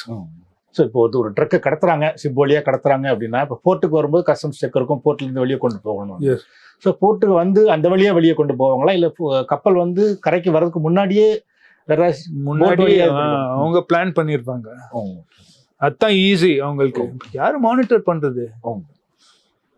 எப்படி பண்ணுவாங்க? அது சின்ன ஒரு போட் வந்து அவ்வளவுதான், பக்கெட்ல போட்டு இறக்கிட்டு. அங்கே போட் கிட்ட சின்ன போட்ஸ், ஃபிஷிங் போட்ஸ் எல்லாம் இருக்கும். யாருக்கு தெரியும் என்ன இந்த போட்டுன்னு? மானிட்டர் அவங்க அந்த போர்ட் அத்தாரிட்டிஸ் மெயினா அந்த பெரிய கப்பல் மானிட்டர் பண்றாங்க. சின்ன ஃபிஷிங் போட்ஸ் எல்லாம் மானிட்டர் பண்ணவே முடியாது. பிளெஜர் போட்ஸ். நீங்க ஒர்க் பண்ணும்போது எப்போது அந்த மாதிரி ஒரு அனுபவங்களை எதிர்கொண்டிருக்கீங்களா? இல்ல, அது ரொம்ப டேஞ்சர். அது பெரிய விஷயம். டக்குன்னு ரிப்போர்ட் பண்ணோம். இம்மீடியட்டா ஏஜென்ட்டு போலீஸ் ஃபோன் பண்ணிட்டு ரிப்போர்ட் பண்ணோம். இப்படி எனக்கு இந்த டவுட்டு, நீங்க வந்து இன்வெஸ்டிகேட் பண்ணோம், அது போதும். அவங்க கண்டுபிடிச்சா அவ்வளவுதான். நேரா ஃபர்ஸ்ட் கேப்டன் தான் உள்ள. ஆனா நடக்குது இந்த சவுத் அமெரிக்கா US ரன்ல டெஃபினட்டா நடக்குது. இப்போ அது மாதிரி வந்து இப்போ கடல் பயணங்கள்ல இப்போ சமீப காலங்களில் ஒரு பெரிய ஆபத்து அப்படிங்கிறது இந்த கடற்கொள்ளையர்கள் வந்து குறிப்பா சோமாலியா அந்த மாதிரி இடங்கள்ல வந்து எப்படி அது நடக்குது? சோமாலி இப்போ இது ஒரு 20-25 இயர்ஸ் தான் ஸ்டார்ட் பண்ணிருக்கு இல்லையா. ஈஸி மணி அவங்களுக்கு. ஒரு கப்பல் ஹைஜாக் பண்ணிட்டு 50 crore 100 crore பேசாம ஓனர் கொடுப்பாங்க. ஏன்னா இது கமர்ஷியல் வெஞ்சர் இல்லையா. கப்பல் இப்போ ரூட்ல இருக்கணும், சர்வீஸ்ல இருக்கணும். இவங்க ஹைஜாக் பண்ணிட்டு இங்க வச்சா ஒரு 1 month 2 monthsக்கு முதல்ல கார்கோ, ஆன்போர்ட் கார்கோ இருக்கு, அதுக்கு ஒரு வேல்யூ இருக்கு. கஸ்டமர்ஸ், லாஸ் ஆஃப் கஸ்டமர்ஸ், இது எல்லாம் பார்க்கணும். Commercial losses. அதுக்காக எல்லா கேஸ்ல நம்ம கம்பெனி ஓனர்ஸ் அவங்க அந்த ransom கொடுத்து பேசாம அவங்க ரிலீஸ் பண்றாங்க. சார் அவ்வளவு பெரிய ஷிப்பு, ஏகப்பட்ட பாதுகாப்பு நடவடிக்கைகள் இருக்கும். ஆனாலும் எப்படி வந்து அவங்க அதை ஹைஜாக் பண்றாங்க? அவங்க சின்ன ஸ்பீட் போட்ல வந்துடுவாங்க. ஸ்பீட் போட்னா ஸ்பீட் போட், அது ஸ்பீடு ஒரு நம்ம ஷிப்பு 25 கிலோமீட்டர்ஸ் பண்ணுது, அவங்க 50 கிலோமீட்டர்ஸ் பண்ணுவாங்க. ஸோ ஸ்பீடு பத்தி பிரச்சனை இல்லை. அவங்க ஒரு 4-5 ஸ்பீட் போட்ல ஒரு போட்ல 3-4 பேர் இருப்பாங்க. எல்லாம் AK-47 வச்சிருப்பாங்க. டக்குனு வந்துட்டு நேராக ஒரு ரோப் லேடர் போட்டுருவாங்க. ரோப் லேடர்ல எண்டு ஹுக் இருக்கும். ஒருத்தர் மேலே வந்து அவ்வளோதான் ஃபினிஷ்டு. நாங்கள் ஒன்றும் பண்ணுறது இல்லை. ஆஃபீஸ் சொல்லியிருக்காங்க ஒன்றும் பண்ணாதங்க. அவங்க என்னவோ கேட்டால் கொடுத்துடுங்க. அவங்க இந்த சொமாலியில் அவங்க அந்த ட்ரக்கு இந்த நம்ம பான் மாதிரி சாப்பிடுவாங்க. அந்த காப்புன்னு சொல்லி KHAP பீட்டில் நட் மாதிரி எல்லா ஹை இருப்பாங்க.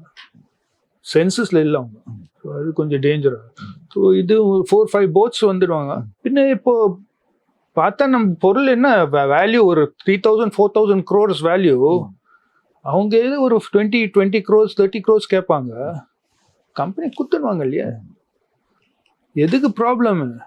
3,000 கோடி பொருள் இருக்கு, அது நம்ம ரெஸ்கியூ பண்ணோம். 20, 30, 50 crores கொடுத்துடுங்க.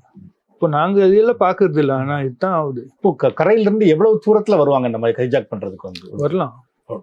ஏன்னா இப்போ இதெல்லாம் சொமாலியா கிட்ட இந்த ரெட் சி ஏரியா இருக்கு, அது காம் வாட்டர்ஸ், ரஃப் வாட்டர்ஸ் இல்லை. வெளியே ஒரு 100 miles கூட வரலாம். பெட்ரோல் இருந்தால் போதும். ஸ்பீட் போட் ஃபாஸ்ட்டாக போதும். நீங்கள் பார்த்துருப்பீங்க அந்த ஸ்பீட் போட் இந்த மூவிஸில். நீங்கள் பார்த்து உங்களுக்கு அந்த மாதிரி அனுபவங்கள் இருக்கா? நீங்கள் எதிர்கொண்ட அனுபவங்கள் இருக்கா? பார்த்துருக்கோம். ஆனால் நான் ஆன்போர்டு அவங்க வரல. ஏன்னா நம்ம கப்பல், அந்த பெரிய கப்பல் இருக்கும்போது கப்பல் மேலே ஏறதுக்கு கொஞ்சம் கஷ்டமாக இருக்கும். பாக்ஸ் மாதிரி இருக்குது. இப்போ வேறு இந்த டேங்கர்ஸு கார்கோ ஷிப் இருக்குது, அது கொஞ்சம் கீழே ஈஸியாக நம்ம ஏறலாம். நம்ம கப்பலில் ஏற முடியாது. நம்ம கப்பல் ஸ்பீடு கூட இருக்குது. 20லேருந்து நம்ம 30 கிலோமீட்டர்ஸ் கூட பண்ணலாம். அவங்க இந்த சின்ன கப்பல் ஸ்லோ கப்பல் பார்ப்பாங்க. வேற டேங்கர் கப்பல் பார்ப்பாங்க. ஏன்னா டேங்கர் கார்கோ விலை ஜாஸ்தின்னா அவங்க ransom ஜாஸ்தி கேட்பாங்க. இது இப்போ கூட நடக்குது சொமாலி. இப்போ ஹைஜாக் பண்ணி என்ன பண்ணுவாங்க? கடலை நிறுத்திடுவாங்களா இல்லை கரைக்கு கொண்டு கிட்ட போர்ட் கிட்ட போயிட்டு நம்ம ஆங்கர் பண்ணலாம். ஆங்கர்னா நீங்க பார்த்துருப்பீங்க, ஒரு ஆங்கர் ஃப்ரண்ட்ல, ஷிப் ஃப்ரண்ட்ல ஒரு ஆங்கர் போட்டு அங்கே வெயிட் பண்ணலாம். இப்போ அவங்க நிப்பாட்டிருக்காங்க. நீங்க நேற்று கூட நியூஸ்ல பார்த்துருப்பீங்க, அந்த ஹூத்திஸ் யெமன்ல ஒரு கப்பல் அவங்க ஃபயர் பண்ணியிருக்காங்க. இப்போ நான் கப்பல் ரெட் சீக்கு போறது இல்லை. நான் சவுத் ஆப்பிரிக்கா வழியா போறாங்க, லாங் ரூட். யூரோப் போறதுக்கு அந்த சுவேஸ் கனால் வழியா போனா தான் ஷார்டஸ்ட் ரூட். இப்போ போறது இல்லை, ஏன்னா பிரச்சனை அங்கேதான் இருக்கு. இப்போ நம்ம shortest route from Asia to யூரோப்னா சுவேஸ் கனால் தெரியும் இல்லையா? ஆனா சுவேஸ் கனாலுக்கு போறதுக்கு அந்த ரூட் ரெட் சி வழியா போனோம். பிரச்சனை எங்க? இங்க ரெட் சீல தான் பிரச்சனை. அதுக்காக அவங்க கம்பெனி இப்போ கப்பல் அனுப்புறது இல்லை. சின்ன கம்பெனி அனுப்புறாங்க.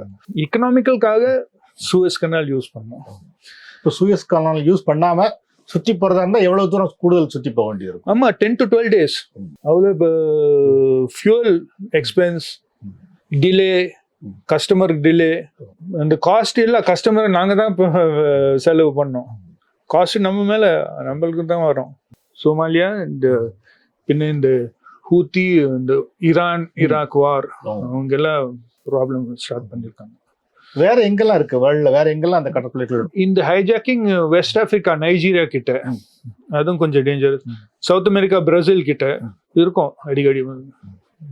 ஆனா மெயினா இந்த சோமாலியா, ஆப்பிரிக்கா, நைஜீரியா, அவங்க லேட்டஸ்ட் வெப்பன்ஸ் வச்சிருப்பாங்க. ஏன்னா இப்போ ransom பணம் இருக்கே. லேட்டஸ்ட் ஸ்பீட் போட், அந்த ஸ்பீட் போட் நீங்க பார்த்து யூஎஸ் சீல்ஸ் யூஸ் பண்றாங்க. அந்த சேம் ஸ்பீட் போட்ஸ் அவங்க இந்த black colour double outboard motor. நாங்கள் இந்த சோமாலியா கிட்ட இருக்கும்போது ஸ்பெஷலாக ரெடார் பார்க்கணும். ஏன்னா ரெடார்ல இந்த டாட் வரும். இங்கே ஒரு சின்ன போட்டு, கப்பல். ஆனால் இவங்க முதல்ல இந்த போட்டு இது கொஞ்சம் சைஸ் கொஞ்சம் சின்னதாக இருக்கு, அடிக்கடி வராது, இந்த சிக்னல் வராது. ரெண்டாவது அவங்க அந்த போட்டு மேலே ஒரு ஆஸ்பெஸ்டாஸ் கேன்வஸ் ஒரு கவர் மாதிரி போடுவாங்க. அப்போனா அந்த சிக்னல் ரிஃப்ளெக்ட் ஆகுது, நம்ம ரேடார்ல பார்க்க முடியாது. அந்த அளவுக்கு அவங்க பண்றாங்க. இந்த ரேடார் வந்து எப்படி கண்டுபிடிக்குது இன்னொரு ஷிப் இருக்குது இல்லைன்னா வேற ஏதோ ஒன்று வருது அப்படிங்கிறத ஆமா, இந்த ரேடார் எப்படி கண்டுபிடிக்கும், அந்த சயின்ஸ் எப்படி நடக்குது? சயின்ஸ் அது ஆக்சுவலி ரேடியோ வேவ்ஸ், அவங்க வேவ்ஸ் அனுப்பி ரேடியோ வேவ்ஸ் அது எக்ஸ்பிளைன் பண்ண முடியாது. ஆனால் ரேடியோ வேவ்ஸ்னா அந்த பிரின்சிபல் அந்த கப்பல் மேல அடிச்சு ரிஃப்ளெக்ட் ஆகுது. அந்த ரிஃப்ளெக்ட் ஆயிட்டு அது டிரான்ஸ்மிட் ஆகும் உங்க ஸ்க்ரீன்ல, ஒரு டாட் மாதிரி தெரியும் பிரைட்டா. அதே மாதிரி கீழே எவ்வளோ தண்ணி கீழே இருக்குன்னு அதுவும் ஒரு லாக் இருக்கு, டாப்லர் லாக், அதுவும் ஒரு சென்சர். டக்குன்னு வேவ் சிக்னல் அனுப்பி எவ்வளோ கிரவுண்ட் வரைக்கும் பின்ன வந்து அந்த டைமை கால்குலேட் பண்ணிட்டு என்ன டெப்த்துன்னு கரெக்டாக கண்டுபிடிக்கும். இதெல்லாம் radar technology and Doppler technology. அப்படி பார்த்தீங்கன்னா நீங்க டிராவல் பண்ணதுல ரொம்ப ஆழமான பகுதினா எதாச்சும்? Deepest is middle of the Pacific Ocean, approximately 5 kilometers deep. அது வரைக்கும் நம்ம போயிட்டு இருக்கோம். நம்மளுக்கு தெரியல எவ்வளோன்னு கீழே அப்படின்னு. இப்போ போட்டு கிட்ட வரும்போது அப்போதான் நாங்கள் இந்த மெஷின் ஆன் பண்ணிட்டு நம்மளுக்கு கண்டினியூஸா தெரியணும் என்ன எவ்வளோ தண்ணி கீழே இருக்கணும். இல்லைன்னா ஷிப்பு கிரவுண்ட் ஆயிடும். கிரவுண்ட் ஆகுனா எப்படி எடுக்கிறதுக்கு? இந்த டக் போட் கூப்பிட்டு ரிமூவ் பண்ணோம், பெரிய செலவு, ரிப்பேர் ஆகும். அதுக்காக கண்டினியூஸா போர்ட்ல வரும்போது இந்த டெப்த் கண்டினியூஸா மானிட்டர் பண்ணும். இப்போ ஷிப்பு வந்து ஒரு இதுக்கு போர்ட்டுக்கு வருதுன்னா எவ்வளவு டெப்த் வரைக்கும் இருக்கலாம்? எக்ஸாம்பிளுக்காக நம்ம ஷிப் டெப்த் ஒரு 10 meters. 10 metersனா அடியில் இப்போ அந்த சேஃபா போறதுக்கு கீழே ஒரு 13 to 14 meters தண்ணி இருக்கணும். 10 plus ஒரு சின்ன கேப் 3 meters கேப்னா ஷிப் இப்போ மூவ் பண்ணும்போது அது கொஞ்சம் கீழே போகுது, அதுக்காக அந்த கேப் ரெடியூஸ் ஆகிடும். 10 metersனா ஒரு 11.5 meters ஆகிடும். ஏன்னா கீழே போகும், மூவ்மெண்ட்டாக கீழே போகணும். அதுக்காக டெப்த்து ஒரு 13 to 14 meters வச்சு ஆகணும் சேஃபாக. போட்டு வரைச்ச முன்னே நான் இந்த சார்ட் எல்லாம் நான் செக் பண்ணோம், படிக்கணும் எப்படின்னு கரெக்டாக இருக்கு, சேஃபாக இருக்கான்னு. சேஃபாக இல்லை, தண்ணி சரியா இல்லை, தண்ணி இந்த டைடு இல்லைன்னா டக்குன்னு மெசேஜ் அனுப்பணும், வர முடியாது நாளுக்கு, சாரி ஹை டைடு மாற்றிடுங்க, இல்லைன்னா போட்டே மாற்றிடுங்க. ஏன்னா சேஃப்டி ஃபர்ஸ்ட். அவர் இந்த செகண்ட் ஆஃபீஸர் எனக்கு சொல்லி வைப்பார், சார் இந்த we have this problem, this weather, இது சொல்லி வைப்பார். நான் செக் பண்ணுறேன், செக் பண்ணி ஆகணும். ஒரு 15-20 minutes முடிச்சிடலாம். ப்ராக்டிசஸ் இருக்கு, செக்லிஸ்ட் இருக்கு, வாட்சில் எல்லாத்த லாக் பண்ணோம். Every minute watch 4 hours log பண்ணோம். என்ன பண்ணியிருக்கோம், பொசிஷன்னு, வெதர் எப்படி, ரெயின், ப்ரெஷர், டெம்பரேச்சர் எல்லாத்த லாக் பண்ணோம். ஏன்னா இப்போ ஏதோ பிரச்சனை இருந்தா, இன்வெஸ்டிகேஷன் இருந்தா எல்லாம் இருக்கு, எழுதி வச்சிருக்கோம். Temperature, what is the position, அதுதான் அவங்க பார்ப்பாங்க. லாக் புக் ஃப்ளைட்ல கூட அவங்க பைலட்ஸ் எல்லாம் லாக் புக் மெயின்டைன் பண்றாங்க. எல்லாரும் லாக் புக்ஸ் மெயின்டைன் பண்ணி ஆகணும். அதுக்காக டெய்லி நாங்கள் மெசேஜ் அனுப்புகிறோம். ஆஃப்டர்நூன் என்ன எவ்வளோ டிஸ்டன்ஸ் பண்ணியிருக்கோம், எப்போ ரீச் ஆகும், எவ்வளோ ஃபியூவல் இருக்கு மிச்சம், எவ்வளோ ஃப்ரெஷ் வாட்டரும் இம்பார்ட்டன்ட் சீஸ் பொருள். ஏன்னா ஃப்ரெஷ் வாட்டர் நாங்கள் ஆன்போர்ட் பண்ணோம், நம்ம ஆக்வா கார்டு மாதிரி. பேசஞ்சர் ஷிப்புக்கும் கண்டெய்னர் ஷிப்புக்கும் என்ன வித்தியாசம் இருக்கும்? இப்போ கண்டெய்னர் ரெண்டுமே கார்கோ. என்ன container ship cargo, container. Passenger ship cargo என்ன பேசஞ்சர்ஸ். பேசஞ்சர் ஷிப்ஸ் கொஞ்சம் கஷ்டம் வேலை, ஏன்னா அவங்க கொஞ்சம் டிமாண்டிங்காக இருப்பாங்க, அவங்க இப்போ செலவு பண்ணியிருக்காங்க. எக்ஸாம்பிள் 2000 passenger ships இருந்தா, இந்த 2000 passengers on board, 1000 crew members minimum இருப்பாங்க. சில கம்பெனிஸ், நார்வேஜியன் கம்பெனியில் maybe 1300 crew members for 2000 passengers. Management of passenger ship அது கம்ப்ளீட் டிஃப்ரெண்ட். இது கண்டெய்னர்ஸ் கார்கோ லோட் பண்ணிட்டு கொஞ்சம் சேஃபாக பாருங்க, எப்படி லேஷிங் இல்லை சரியா இருக்கு, ஓகே டிஸ்சார்ஜ் பண்ணுங்க. அதுவும் பின்ன passenger ship daily port, everyday port, night time sailing, morning port. அவங்க அப்படியே ரூட் அவங்க பிளான் பண்ணியிருப்பாங்க. USC, Florida, Miami to Bahamas to daily one day அவங்க பிளான் பண்ணியிருப்பாங்க. ஏன்னா பேசஞ்சர்ஸ் அவங்களுக்கு சைட் சீயிங் போனோம், அதுக்காக மார்னிங் டாக்கிங், ஈவினிங் அவுட். ஷிப்புனாலே வந்து நம்மளுக்கு ஒரு மறக்க முடியாத விஷயங்கிறது டைட்டானிக் ஷிப் தான். ஒரு படமா கூட வந்து ரொம்ப பாப்புலர் ஆச்சு. இப்போ அந்த மாதிரி வாய்ப்புகள் இருக்கா? இப்போ அந்த மாதிரி குடித்து ஒரு சான்ஸ் இருக்கு. என்ன ஆயிடுச்சுன்னா டைட்டானிக் இப்போ ஐஸ்பர்க் தட்டி ஷிப் சைடில் ஹோல் வந்தது. அதே மாதிரி இப்போ கூட ஆகும். என்ன டெக்னாலஜி சேஞ்ச் ஆகலையே, ஷிப்பு மெட்டல் தான் இருக்கு, சான்சஸ் இருக்கு. அதுக்காக என்ன டெக்னாலஜினா இப்போ அந்த ஐஸ்பர்க் கண்டுபிடிக்கலாம், ரேடார்ல வந்துடும். அப்போ டைட்டானிக் 1912 இல்லை, ரேடார் இல்லையே, ஃபாக் இருந்தது, லாஸ்ட் மினிட்ல அது பார்த்துருக்காங்க. இப்போ ஐஸ்பர்க் எல்லாம் பார்த்தா ரேடார்ல இவ்வளோ பெரிய ஸ்க்ரீன் லைட் வரும் ரேடார்ல பார்த்தா, என்ன இது கப்பல் இவ்வளோ பெருசா இல்லை, அது ஐஸ்பர்க் இருக்கும். எவ்வளவு தூரத்தில் அது உங்களுக்கு ரேடார்ல அது கண்டுபிடிக்கும் சார்? அது டிபெண்ட்ஸ் ஆன் த ஆப்ஜெக்ட். எப்படி அது சிக்னல் ஸ்ட்ராங்கா வரணும் நம்மளுக்கு. இப்போ ஐஸ் என்ன சிக்னல் வரும்னு தெரியல, வேற கப்பல் என்ன சிக்னல் வரும்னு தெரியல. கப்பல்ல இருந்து கப்பல் வரைக்கும் இது வர சிக்னல் ஸ்ட்ராங்கா இருக்கும், ஏன்னா மெட்டல். ஐஸ்பர்க் மெட்டல் இல்லையா, அது ஐஸ், சிக்னல் நல்ல சிக்னல் கிடைக்காது, அது பார்க்காது. அதுக்காக அந்த டிஸ்டன்ஸ் கொஞ்சம் கிட்ட தான் கண்டுபிடிக்கும் ஐஸ்பர்க். ஆனா வேற ஒரு கப்பல்னா கொஞ்சம் தூரம், 50 மைல்ஸ் 50 மைல் தூரம் வரைக்கும் கூட பார்க்கலாம் ரேடார்ல. ஆனா அதே ஐஸ்பர்க் 20 மைல்ஸ் தூரம் தான் பார்க்க முடியும், ஏன்னா அந்த சர்ஃபேஸ் சிக்னல் சரியா வரணும். எவ்வளவு தூரத்துல நம்ம கண்டுபிடிச்சா நம்மளுக்கு அது ஆபத்து இல்லை. எவ்வளவு சீக்கிரமா கண்டுபிடிக்கலாம் நல்லது நம்மளுக்கு ஆக்ஷனுக்காக, அப்படி ஒண்ணும் இல்லை. ஆனா ஒரு 15-20 மினிட்ஸ் முன்னே பார்த்தா நல்ல நாங்கள் ஆக்ஷன் எடுக்கலாம். ஏன்னா நாங்கள் கூட பார்க்கணும் வேற கப்பல் ஏதோ இருக்கான்னு. ஃப்ரீயா இருந்தா பரவாயில்ல, எப்படி வேணா போகலாம். ஆனா வேற கப்பல், இன்னாண்ட ஒரு கப்பல் இருக்கு, இன்னாண்ட ஒரு கப்பல், ஸ்ட்ரீட் நம்ம ரோட்ல போற மாதிரி இடம் இருக்கணும், ஓவர்டேக் பண்றதுக்கு, ஸ்டாப் பண்றதுக்கு. அதுக்காக பார்க்கணும், அதுக்காக டைம் தேவைப்படும். இந்த ரேடார் சொன்னீங்களா சார், இந்த ரேடார் வந்து 360 டிகிரில எல்லா சைடும் அனுப்பப்படுமா?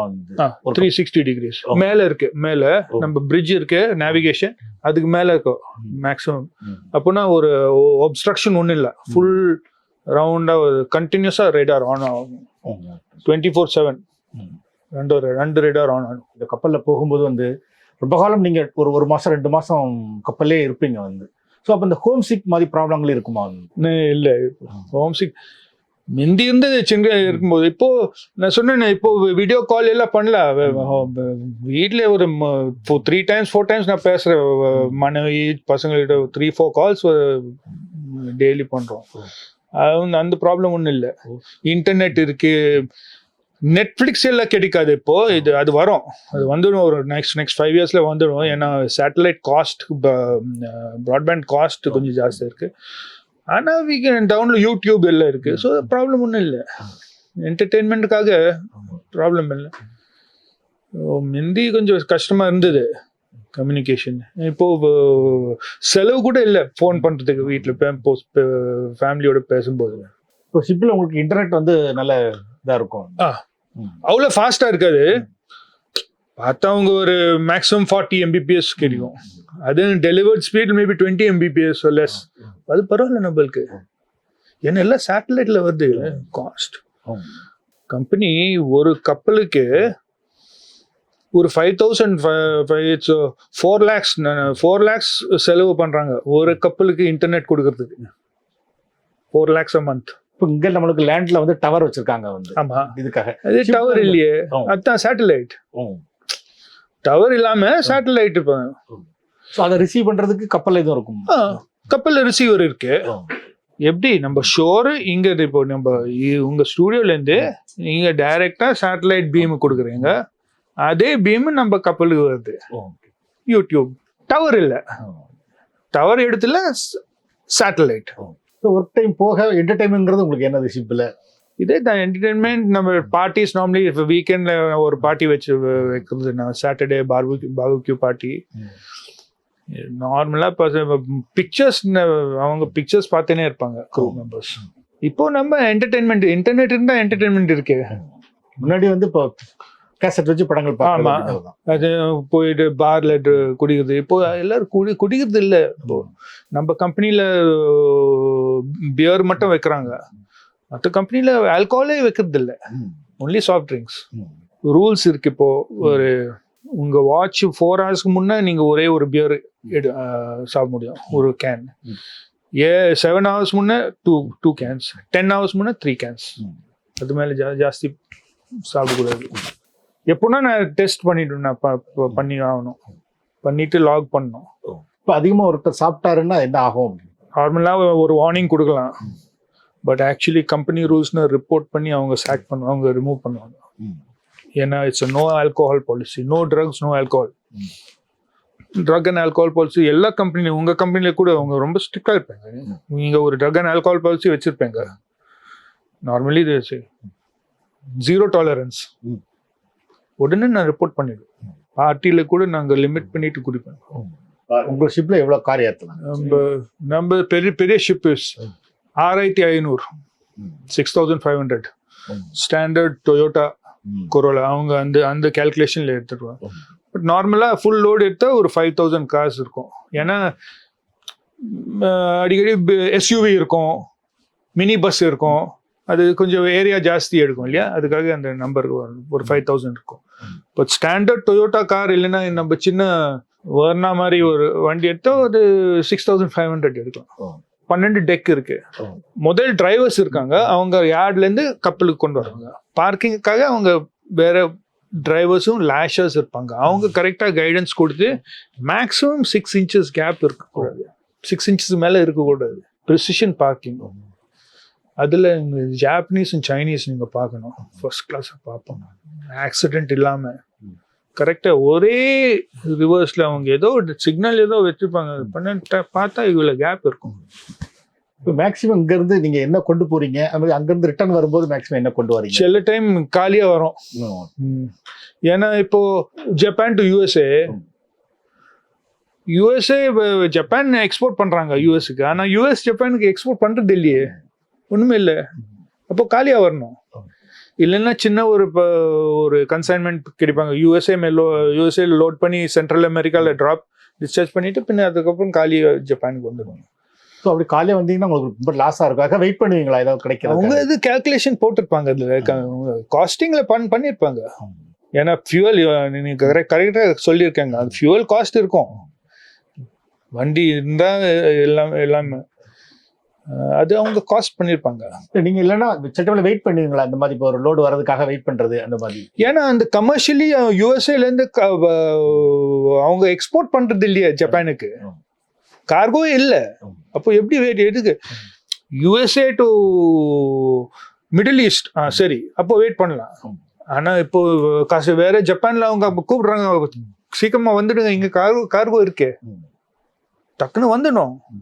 ஏன்னா யூஎஸ்ஏ டு ஜப்பான் ஒரு 1 month ஆகும். இங்கே ஜப்பானில் கார்கோ ரெடியாக இருக்கு லோட் பண்ணுறதுக்கு, டக்குன்னு ஜப்பான் வந்து லோட் பண்ணி திருப்பி வந்துடுங்க. எல்லாம் கமர்ஷியல். அது commercial department, trade department, marketing department, அவங்க இது எல்லாம் பண்ணுறாங்க இதே வேலை. இப்போ நீங்கள் ஒர்க் பண்ணுற கம்பெனி என்ன கம்பெனி, அவங்ககிட்ட எவ்வளோ ஷிப் இருக்குது, அந்த மாதிரி விஷயங்கள் சொல்ல முடியும்? இப்போ என் கம்பெனி பேர் NYK. நீங்கள் இந்த கண்டெய்னர்ஸ் பார்த்துருப்பீங்க, ப்ளூ கண்டெய்னர்ஸ், NYK. ஓகே, நிப்பான் யூசன் கைஷா. ஜப்பானில் 2வது செகண்ட் பிகெஸ்ட். ஜப்பானில் 3 பெரிய கம்பெனி இருக்கு. முதல்ல MOL, மிட்சுயி OSK. 2வது NYK என் கம்பெனி. 3வது K-Line. NYK ஒரு 850 ஷிப்ஸ் வச்சிருப்பாங்க, 850. MOL ஒரு 900 வச்சிருப்பாங்க. K-Line ஒரு 600 700 வச்சிருப்பாங்க. பெரிய கம்பெனிஸ். இதுல ஒரு 850 சொன்னா ஒரு கார் கேரியர்ஸ் ஒரு 150 இருக்கும், டேங்கர்ஸ் ஒரு 300, பல்க் கேரியர்ஸ் 150, பின்ன கேஸ் டேங்கர்ஸ் LNG அதுவும் ஒரு 100 150 இருக்கும். எல்லாம் சேர்த்து ஒரு 850 இருக்கும். வேர்ல்ட்ல நம்பர் 3 இல்லைன்னா நம்பர் 4 இருக்கும். பிக்கஸ்ட் கம்பெனிங்கிறது எது வேர்ல்ட்ல? பிகெஸ்ட்னா கண்டெய்னர் கம்பெனி பார்த்தா 3 கம்பெனி இருக்கு. MSC ஒன்று, மெடிட்ரேனியன் ஷிப்பிங் கம்பெனி. பின்ன மர்ஸ்க், ஒரு நீலம் கண்டெய்னர்ஸ் நீங்க பார்த்துருப்பேன், MAERSK மர்ஸ்க். அது பின்ன CMA CGM, இது 3 பிகெஸ்ட். பின்ன இங்கே நம்ம எவர் கிரீன் இருக்கு தைவான்ல, சைனா ஓஷன், எல்லாம் பிக் கம்பெனிஸ். அவங்ககிட்ட எவ்வளோ ஷிப் இருக்கும்? ஒரு பெரிய நம்பர் 1 இடத்துல இருக்கிறவங்ககிட்ட அதே ஆல் அரௌண்ட் 1000 மேக்ஸிமம். நம்ம கரெக்டாக சொல்ல முடியாது. ஏன்னா இப்போ கம்பெனி நீங்க கேட்குறாங்க விச் இஸ் த பிக்கெஸ்ட் கம்பெனினா, நீங்க எப்படி கேட்குறாங்க, ஓனர்ஷிப்பா சார்ட்டர்ட் ஷிப்பா? எப்படி ஓனர் இந்த மர்ஸ்க்கு பெரிய கம்பெனி, ஆனால் ஆக்சுவலி அவங்க நம்பர் 1 இல்லை. ஏன்னா அவங்க சொந்த ஷிப்பு ஒரு 500 தான் வச்சிருப்பாங்க, மற்ற 500 அவங்க சார்ட்டர் பண்ணியிருக்காங்க. சொல்ல முடியாது யார் ஓனர்னு. அவங்க மேனேஜ் பண்றாங்க 1000 ஷிப்ஸ், ஆனா ஆக்சுவலி அவங்க ஓனர்ஸ் 500 ஷிப்ஸ் தான். சொல்ல முடியாது. ஆனா நம்ம ஜப்பான், என் கம்பெனி 850 அவங்க சொந்த வச்சிருக்காங்க, சொந்த ஷிப்ஸ் 850. ஒரு ஷிப் எந்த கண்ட்ரில அதிகம் மேனுஃபேக்சர் பண்றாங்க? ஆக்சுவலி நாங்க மெயினா காஸ்ட் செக் பண்ணோம். அந்த காஸ்ட்ல நம்பர் 1 சைனா. எல்லாருக்கும் தெரியும், manufacturing number 1 China. World wide ஒரு 60 or 70%, 60% சைனால தான் நியூ பில்டிங்ஸ் ஆகுது. கம்பீட் பண்ண முடியாது. அவங்க டெலிவரி டைம் கூட ஒரு 2-3 monthsல ஷிப் பண்ணிடுவாங்க. புது ஷிப் 2-3 monthsல பண்ணிடுவாங்க. நார்மலா 1 year எடுக்கும், அவங்க 2-3 months 4 monthsல கொடுத்துடுவாங்க. எவ்வளவு ஒரு லைஃப் டைம், என்ன ஒரு ஷிப்போட லைஃப் டைம்ங்கிறது? அதுவும் நாங்க பார்க்கணும் என்ன கார்கோன்னு. இப்போ இந்த பல்க் கேரியர்ஸ் பார்த்தா அவங்க கார்கோ கொஞ்சம் டர்ட்டியா இருக்கும், ஸ்கிராப் மெட்டல்.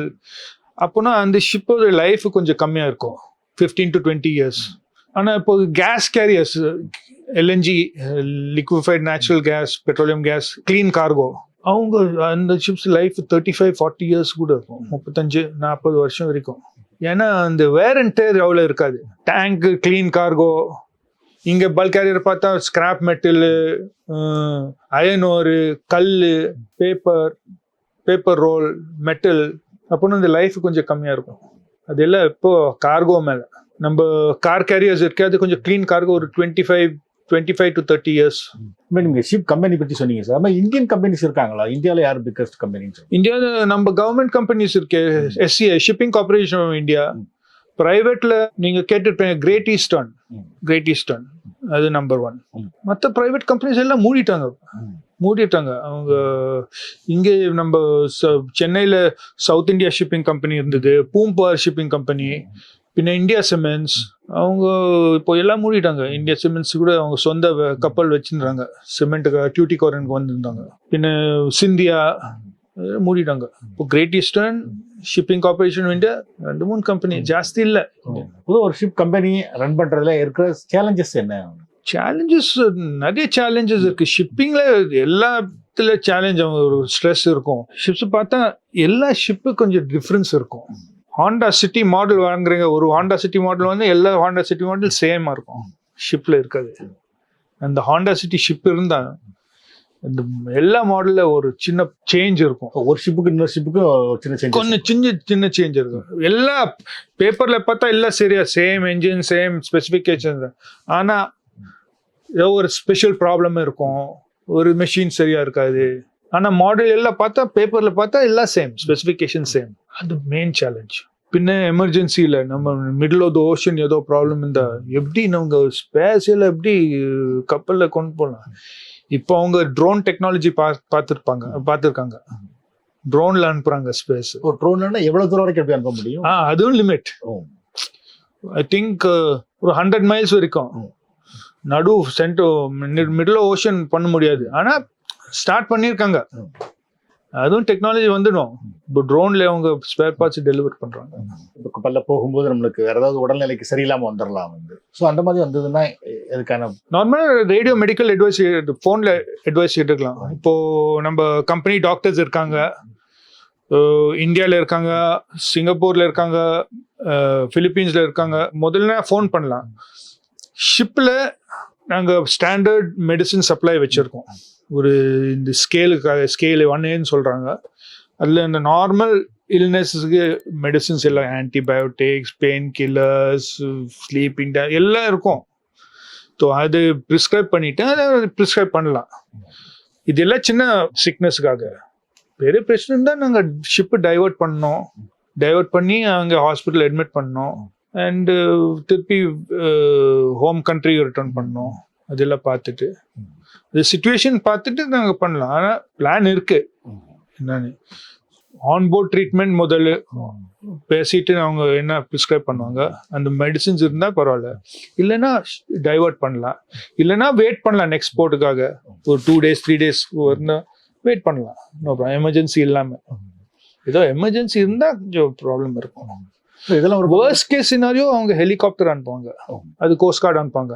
அதுவும் நம்ம ஒரு டிஸ்டன்ஸ் லிமிடேஷன் ஒரு 300-400 மைல்ஸ் இருக்கு. ஏன்னா ஹெலிகாப்டர் அவ்வளோ டிஸ்டன்ஸ் கெப்பாசிட்டி இருக்காது ஏர்பிளேன் மாதிரி. ஒரு 200-300 மைல்ஸ் லிமிட் இருக்கும். ஹெலிகாப்டர் அனுப்புவாங்க, கவர்ட் பை இன்சூரன்ஸ்.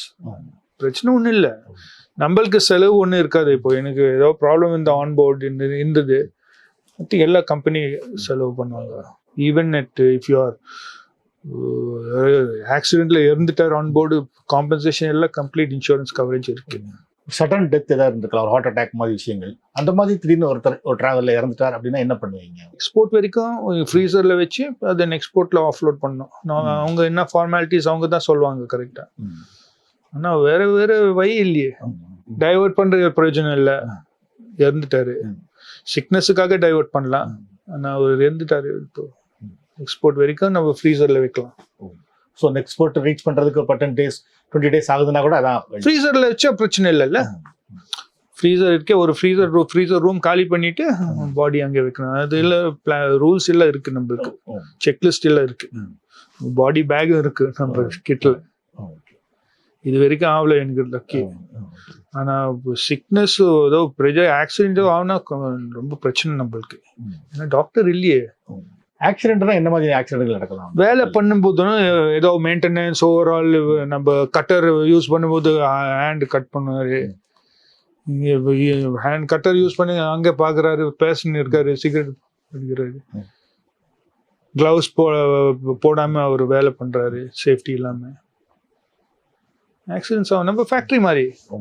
சிகரெட் மாதிரி விஷயங்கள் குடிக்கும்போது அதில் என்ன இப்போ என்ன நிறைய பெட்ரோல் இருக்கு வந்து, அதுவும் நாங்கள் ஃபிக்ஸ்ட் ஏரியாஸ் இருக்கு ஷிப்பில். எல்லா இடத்துல ஸ்மோக்கிங் ரூம்ஸ் இருக்கு, ஸ்மோக்கிங் ஜோன்ஸ். ஸ்மோக்கிங் ஒரு 4-5 இடம் இருக்கும். அது எல்லாம் ஸ்ட்ரிக்டாக இருக்காங்க. ஏன்னா காசுல பெட்ரோல் இருக்கு, ஃபுல் டேங்க் இல்லை, குவார்டர் டேங்க் கம்மி இருக்கு. ஆனால் பெட்ரோல் இருக்கு. ஏதோ லீக் இருந்தா எப்போ பார்த்தாலும் நம்ம கார் ஷிப்ஸ்ல அந்த பெட்ரோல் ஸ்மெல் இருக்கு, பெட்ரோலும் ரப்பர் ஸ்மெல். ஸோ ஏர்ல அதோட கேஸ் இருக்கும் வந்து. நாங்கள் கண்டினியூஸாக நாங்கள் வென்டிலேஷன் ஃபேன் ஓடுது ஒரு 15 hours டெய்லி சர்க்குலேட் பண்ணுறதுக்கு. ஸோ வாட்டரில் இப்போ நீங்கள் ஃபுட்டு பற்றி சொன்னீங்க சார், அதாவது வாட்டர் எவ்வளோ எடுத்துகிட்டு போவீங்க? வாட்டர் இப்போ நாங்கள் ரிவர்ஸ் ஆஸ்மோசிஸ், நம்ம ஆக்வாகார்ட் மாதிரி கென்ட் ஆரோ இருக்கு அதே மாதிரி. ஆனால் பெரிய மெஷின் நாங்கள் வச்சுருக்கோம். சால்ட் வாட்டர் கன்வெர்ட் பண்ணிட்டு ஃப்ரெஷ் வாட்டர் நாங்கள் பண்ணுறோம். எக்ஸாம்பிளுக்காக டெய்லி கன்சம்ஷன் ஒரு கப்பில் ஒரு 6 to 10 tons கன்சம்ஷன். என்ன குக்கிங், குளிக்கிறதுக்கு, வாஷிங் எல்லாம் நாங்கள் ஒரு 12 to 15 tons மேனுஃபேக்சர் பண்ணலாம், 20 tons வரைக்கும். ஏதோ எமர்ஜென்சி இருந்தால் வாங்கலாம், போர்ட்லேயே வாங்கலாம், அது ப்ராப்ளம் ஒன்றும் இருக்காது. சில கப்பில் அந்த மெஷின் ஒர்க் ஆகல, கெப்பாசிட்டி இல்லை, கன்சம்ஷன் 10 டன், ஆனால் மெஷின் ஒரு 6 டன் தான் மேனுஃபேக்சர் பண்ணுவாங்க. அவங்க போயிட்டு அவங்க வாங்குறாங்க ஃப்ரெஷ் வாட்டர். ஆனால் ப்ராப்ளம்னா போர்ட்டில் இந்த தண்ணி அவ்வளோ பியூராக இருக்காது. என்ன தண்ணி எங்கேருந்து வருதுன்னு தெரியல. ஏன்னா இந்த கப்பில் பண்ணுற தண்ணி fresh pure water, salt remove பண்ணிட்டு பியூராக இருக்கு. இப்போ வந்து வாட்டர் பியூரிஃபையர்லாம் ரொம்ப டெக்னாலஜி நிறைய வந்துடுச்சு வந்து, ஆனால் முன்னாடியே வாட்டர் பியூரிஃபையர்லாம் கிடையாது வந்து. ஸோ அந்த மாதிரி நேரங்கள்ல எப்படி அதை மெயின்டைன் பண்ணாங்க? அப்போ கூட டெக்னாலஜி இருந்தது. இந்த வாட்டர், இந்த ரிவர்ஸ் ஆஸ்மோசிஸ் ப்ராசஸ் இல்லை, அந்த டைமோட டெக்னாலஜி கூட இருந்தது, பிரச்சனை இல்லை. அப்போ 40s or 50sலேருந்து அவங்க வாட்டர் மேனுஃபேக்சர் பண்றாங்க கப்பலில். ஆனால் இப்போ கொஞ்சம் ஈஸியாக இருக்குன்னு கெப்பாசிட்டி கொஞ்சம் ஜாஸ்தியாக இருக்கு. இப்போ இந்த ரிவர்ஸ் ஆஸ்மோசிஸ் வச்சுன்னு கெப்பாசிட்டி ஜாஸ்தியாக இருக்கு. அப்போ கொஞ்சம் கேர்ஃபுல்லாக இருக்கணும். சில டைம்ல வாட்டர் ரேஷனிங் வச்சிருப்பாங்க, only alternate days water or fixed hours water rationing ஆயிருக்கும். ஸோ நீங்கள் ஜப்பான் கம்பெனிங்கிறதுனால கேட்குறேன் வந்து, ஜப்பான்னாலே பொதுவாக சுனாமி அப்படிங்கிறது ரொம்ப ஒரு பாப்புலரான விஷயம் வந்து. ஸோ சுனாமி அப்போ நீங்கள் அது மாதிரி விஷயங்கள் எதாவது எதிர்கொண்டிருக்கீங்களா வந்து? சுனாமி ஆக்சுவலி நான் எக்ஸ்பீரியன்ஸ் ஆகலை. சுனாமி எஃபெக்ட் நீங்கள் போர்ட்டில் இருக்கும்போது தான் எஃபெக்ட் இருக்கும். நான் சுனாமி டைமில் நான் கடலில் இருந்தேன், அது எஃபெக்ட் ஒன்றும் இருக்காது. ஸோ அந்த டைமில் கடல் எப்படி இருக்கும்? கடல் ஒன்று பார்க்க முடியாது. இந்த ஷோர் கிட்ட தான் இங்கே பார்க்க முடியும். ஏன்னா இந்த ஹைட் ஜாஸ்தியாக இருக்கும், இந்த தண்ணி உள்ளே வரும். கடல்ல தண்ணி தான் எங்கே பார்த்தா தண்ணியாக இருக்கு, இல்லை இருக்காது. லைட்டா இருக்கு, ஆனா தெரியாது நம்மளுக்கு. போட் கிட்ட போட்ல இருந்து எவ்வளவு தூரம் வரைக்கும் அந்த அலை இருக்கும்? அது சொல்ல முடியாது இல்லையா, என்ன இன்டென்சிட்டி எப்போ எங்க இருந்து ஸ்டார்ட் பண்ணு. இப்போ நீங்க நம்ம 2004 சுனாமி எங்க இந்தோனேஷியால ஸ்டார்ட் பண்ணிட்டு ஸ்ரீலங்கா சென்னை வரைக்கும் வந்தது இல்லையா. அங்கே இந்தோனேஷியால எப்படி எஃபெக்ட் ஆயிருக்கும், இங்க எவ்வளவு எஃபெக்ட் இருந்தது. நான் நாகப்பட்டினம் எல்லாம் பார்த்துருப்பேங்க. நீங்க ஒரு ஷிப்பு, ஒரு கடல்ல இருக்கிற ஷிப்புக்கு இப்போ சுனாமி இருக்கு நம்மள கிராஸ் பண்ணதுன்னு தெரியாது. எப்படி தெரியும்? பாக்குறது தண்ணி தான் பார்க்கலாம், பில்டிங்ஸ் ஒண்ணு பாக்குறது இல்லையா. தண்ணி கடலுக்கு உள்ள கூட தண்ணியில ஒரு சேஞ்சஸ் இருக்காது. தண்ணி ரைஸ் ஆகுனா கப்பலும் ரைஸ் ஆகும். சாதாரண ஆட்களை விட ஒரு நார்மல் டிரைவர் நிறைய டிராவல் பண்ணுவார் அப்படிங்கிற மாதிரி ஒரு கப்பல் கேப்டனா நீங்க நிறைய நாடுகளுக்கு டிராவல் பண்ணிருப்பீங்க. ஸோ இப்படி போனதுல உங்களுக்கு பிடிச்ச நாடு எது? ஆக்சுவலி நீங்க பார்த்தா எல்லா கண்ட்ரீஸ்ல ஒரு யூனிக் கேரக்டரிஸ்டிக் இருக்கும். எனக்கு ஆஸ்திரேலியா, நியூசிலாந்து நல்ல பிடிச்சது. பின்ன சவுத் அமெரிக்கா. சவுத் அமெரிக்கான்னு பார்த்தா நம்ம இந்தியா மாதிரி கொஞ்சம் கோவா மாதிரி அவங்க ஃப்ரீயா இருப்பாங்க, என்ஜாய் லைஃப் மாதிரி. ஆஸ்திரேலியா, நியூசிலாந்து அவங்க தனியா ஒரு கார்னர்ல இருக்காங்க, சின்ன பாப்புலேஷன், கிளீனா இருக்கு. நான் ஆஸ்திரேலியா ஒரு வருஷம் நான் இருந்தேன். என் மாஸ்டர்ஸ் அங்கே நான் படிச்சிருக்கேன் மெல்பர்ன்ல. அப்போ நினைச்சேன் என்ன ஆஸ்திரேலியா சிட்டிசன்ஷிப் எடுக்கலாம்னா பார்த்தேன், கேன்சல் பண்ணிட்டேன். ஆனால் நல்ல இடம், குவாலிட்டி ஆஃப் லைஃப். இப்போ நான் போர்ட்ஸ் பார்த்தா எல்லா போர்ட்ஸ் நிறைய நல்ல போர்ட்ஸ் இருக்கு. இப்போ எல்லா போர்ட்ஸ்ல நிறைய டெக்னாலஜி. சில போர்ட்ஸ்ல யூரோப்ல பார்த்தா அவங்க ரிமோட் டிரைவரே இல்லை, கண்டெய்னர் ட்ரக் மேல உட்காருது, ட்ரக் ஆட்டோமேட்டிக்கா போகுது டிரைவர் இல்லாம. அது எல்லாம் 20 years முன்ன. இப்போ எப்படின்னு இருக்குன்னு தெரியல, எல்லாம் ஆட்டோமேஷன். அதுக்கப்புறம் எல்லாம் நல்ல எல்லா போர்ட்ஸ்ல ஏதோ நைஸ் டிஃப்ரெண்டா இருக்கும். அப்போ என் லைஃப்ல நான் ஒரு 75 countries பார்த்துருப்பேன், 75 to 100 countries. ஆனா இது வரைக்கும் நான் ரஷ்யா வரைக்கும் போல. ரஷ்யா பார்க்கல, டர்க்கி பார்த்துக்கேன். ரஷ்யா வேற ஒரு 2-3 countries சவுத் அமெரிக்கால பார்க்கல, ஆப்பிரிக்கால சில கண்ட்ரிஸ் பார்க்கல. எந்த மாதிரி டைம்ல நீங்க ஊருக்குள்ள போவீங்க? அந்த ஷிப் போர்ட்டுக்கு வந்த பிறகு இப்போ இத்தனை நாள் நிற்கும் அப்படின்னு தெரிஞ்சதுன்னா போகலாம். ஆனால் நான் இப்போ சொன்னேன், இப்போ கார் கேரியர்ஸ் ஒரு மார்னிங் டு ஈவினிங் ஆப்ரேஷன். காலையில் 8 o'clock ஸ்டார்ட் பண்ணுவாங்க, ஈவினிங் ஒரு 5-6 மணிக்குள்ள முடிச்சுட்டு கிளம்பிடலாம். டைம் இல்லை. அந்த டைமில் ஒரு 8-10 மணி நேரத்தில் நீங்கள் ப்ரொவிஷன் வாங்கணும், ரிப்பேர் ஆகணும், ஸ்டோர்ஸ் வரும், வேற இன்ஸ்பெக்ஷன் இருக்கும். இது எல்லாம் போர்ட்டில் தான் நடக்கணும். ஃப்ரெஷ் வாட்டர் வாங்கணும், ஃபியூல் எடுக்கணும். ஃபியூல்னா என்ன, நம்ம பெட்ரோல் டேங்க் ஒரு 5 minutes ஆகுது, 5 hours, 8 hours. இது எல்லாம் நம்ம போர்ட்டில் ஆகணும். அப்போது எல்லாரும் இப்போ பப்ளிக் நினைக்கிறாங்க ஷிப்பு போயிட்டு எல்லாரும் கிளம்புறாங்க வெளியே, பிக்சரு, பாரு, நைட் கிளப். இல்லை, முக்கியமான மேக்ஸிமம் ஒர்க் ஷிப் போர்ட்டில் இருக்கும்போது. ஏன்னா வேற எப்படி பண்ணுறது, வேற வழி இல்லையே. ஷிப் மாதிரி விஷயங்கள் பார்த்தீங்கன்னா முன்னாடி முழுக்க ஆண்கள் சம்மந்தப்பட்ட விஷயங்கள், அந்த பெண்கள் வேலைகளுக்கே இருக்க மாட்டாங்க. இப்போ அவங்கெல்லாம் வர ஆரம்பிச்சிட்டாங்க. என்ன மாதிரி ஒர்க்குகளுக்கெல்லாம் பெண்கள் வர? எல்லா டிபார்ட்மெண்ட்ஸ், எல்லா டிபார்ட்மெண்ட் மேக்ஸிமம் அவங்க யூரோப்ல ஸ்டார்ட் பண்ணியிருக்காங்க. இப்போ ஜப்பான்ல கூட ஜப்பான் நார்மலா இந்த லேடிஸ் அவங்க ஒர்க் பிளேஸ்ல அவங்க கொஞ்சம் ரெஸ்ட்ரிக்ட் பண்ணியிருக்காங்க. ஆனால் இப்போ நம்ம கம்பெனி கூட இருக்காங்க. ஆனால் ஃபர்ஸ்ட் அவங்க யூரோப்ல ஸ்டார்ட் பண்ணாங்க, யூரோப் USA. இப்போ யூரோப் USA பார்த்தா நிறைய பைலட்ஸ் எல்லாம் லேடி பைலட்ஸ் இருக்காங்க, ரொம்ப சக்சஸ்ஃபுல்லாகவும் இருக்காங்களா? சக்சஸ்ஃபுல். சிங்கப்பூர்ல பார்த்தா நிறைய லேடி பைலட்ஸ் இருக்காங்க, வெரி சக்சஸ்ஃபுல். சார், ஆஸ்திரேலியாவில் நீங்கள் என்னன்னு சொன்னீங்க, ஆஸ்திரேலியானாலே நம்மளுக்கு கிரிக்கெட் மேட்ச் ரொம்ப பாப்புலர் வந்து. ஸோ அங்கே இருக்கிற காலங்களில் நீங்கள் போயிருக்கீங்களா, மேட்ச்லாம் பார்த்துருக்கீங்களா? எங்கே இருந்தீங்க நீங்கள்? நான் ஆக்சுவலி மெல்பர்ன் கிரிக்கெட் கிரவுண்ட் கிட்ட தான் நான் தங்கியிருந்தேன். கிரிக்கெட் மேட்ச் நான் பார்த்துருக்கேன், டெஸ்ட் மேட்ச் நான் பார்க்கல. லோக்கல் நம்ம ஷெஃபீல்ட் ஷீல்டுன்னு சொல்லுவாங்க, நம்ம ரஞ்சி ட்ராஃபி மாதிரி இங்கே ரஞ்சி ட்ராஃபி சொல்லுவாங்க, அங்கே ஷெஃபீல்ட் ஷீல்டு. எல்லாம் பெரிய பெரிய பிளேயர்ஸ் இருக்காங்க, அதுக்காக நான் போயிட்டு பார்த்துருக்கேன். பின்ன லோக்கலாக ஒரு ஆஸ்திரேலியன் ரூல்ஸ் ஃபுட்பால் அவங்க விளையாடுவாங்க, ரக்பி மாதிரி. அதுவும் நான் மெல்பர்ன் கிரிக்கெட் கிரவுண்டு போயிருக்கேன். அங்கே நல்ல ஜாலியாக இருப்பாங்க அவங்க. ஃபுல் ஸ்வெட்டர்ஸும் இந்த டவல்ஸு எல்லாம் வாங்கிட்டு எவ்வளோ பணம் செலவு பண்ணுறாங்க அவங்க இது வாங்குறதுக்கு. இந்த ஸ்வெட்டர் எல்லாம் பார்த்தா $100-150 இருக்கும். இல்லை க்ரௌட் ஃபுல் க்ரௌட். மெல்பர்ன் அவங்க சொல்லுவாங்க one of the most livable cities in the world. ஏன்னா அவங்க மெல்பர்னில் நம்ம சில சிட்டிஸ் இருக்கு, மெல்பர்ன், வான்கூவர், லண்டனில் நிறைய mixed population, Indians, Egyptians, Lebanese, எல்லா நேஷனாலிட்டிஸ். மெல்பர்னில் Greeks, second highest population of Greeks மெல்பர்னில். அந்த மெல்பர்ன் அதுக்காக அந்த கல்ச்சரல் மிக்ஸ் வச்சுட்டு Melbourne one of the most livable சிட்டிஸ்ன்னு சொல்லுவாங்க. இப்போ பார்த்தாலும் ஏதோ ஃபெஸ்டிவல், கண்ட்ரி ஃபெஸ்டிவல்ஸ் நடந்துருக்கோம். கிரிக்கெட் ஸ்போர்ட்ஸ் கூட Melbourne number 1 sports capital of Australia. இந்த கண்ட்ரி கூட பார்த்தா பெரிய கண்ட்ரி, அந்த பாப்புலேஷன் 20 மில்லியன். சென்னையில் ஒரு 15 மில்லியன் இருக்கும், 20 மில்லியன் ஆஸ்திரேலியா. இவ்வளோ பெரிய கண்ட்ரி, ஆனால் எல்லாம் கோஸ்டில் தான் இருக்காங்க. நடுவில் பார்த்தா டெசர்ட். அங்கே டெசர்ட். நான் மெல்பர்ன்லேருந்து நான் பிரிஸ்பேன் ஒரு டிரைவிங் ட்ரிப்பு போனேன். நைட்டில் பார்த்தா ஒரு வண்டியும் பார்க்க முடியாது. ஒரு ½ an hour 45 minutes அப்படியே டெசர்ட் வண்டி ஓட்டினே இருக்கு. ஒரு 2 hours அப்புறம் அந்த லைட் கூட சரியா பார்க்க முடியாது. பார்த்தா அந்த லைட் ஹெட்லாம்ப் மேலே அந்த இன்செக்ட்ஸ் இருக்கு ஒட்டி இருக்கும். அது எல்லாம் கிளீன் பண்ணிட்டு இருக்கும். நியூசிலாந்து அது ஐசோலேட்டட் ஒரு கண்ட்ரி இருக்கு, அது சின்ன கண்ட்ரி.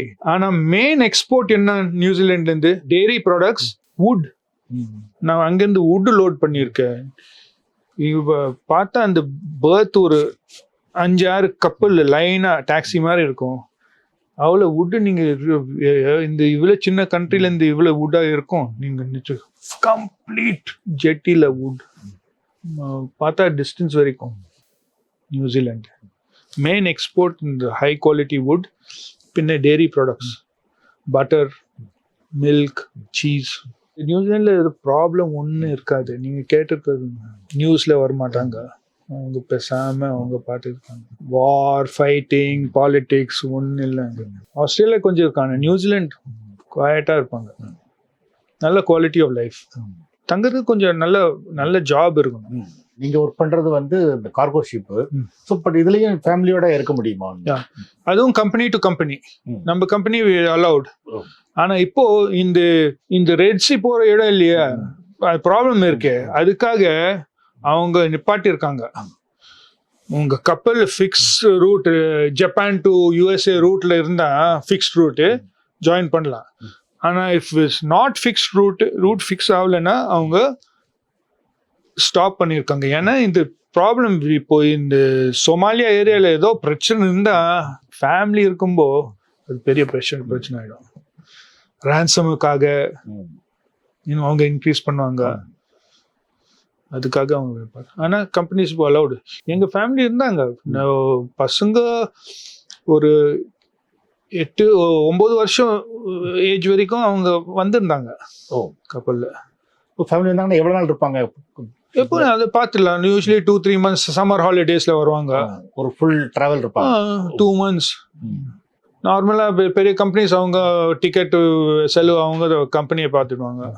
செலவு ஒன்றும் இருக்காது. ஆன்போர்டும் செலவு ஒன்றும் இல்லை.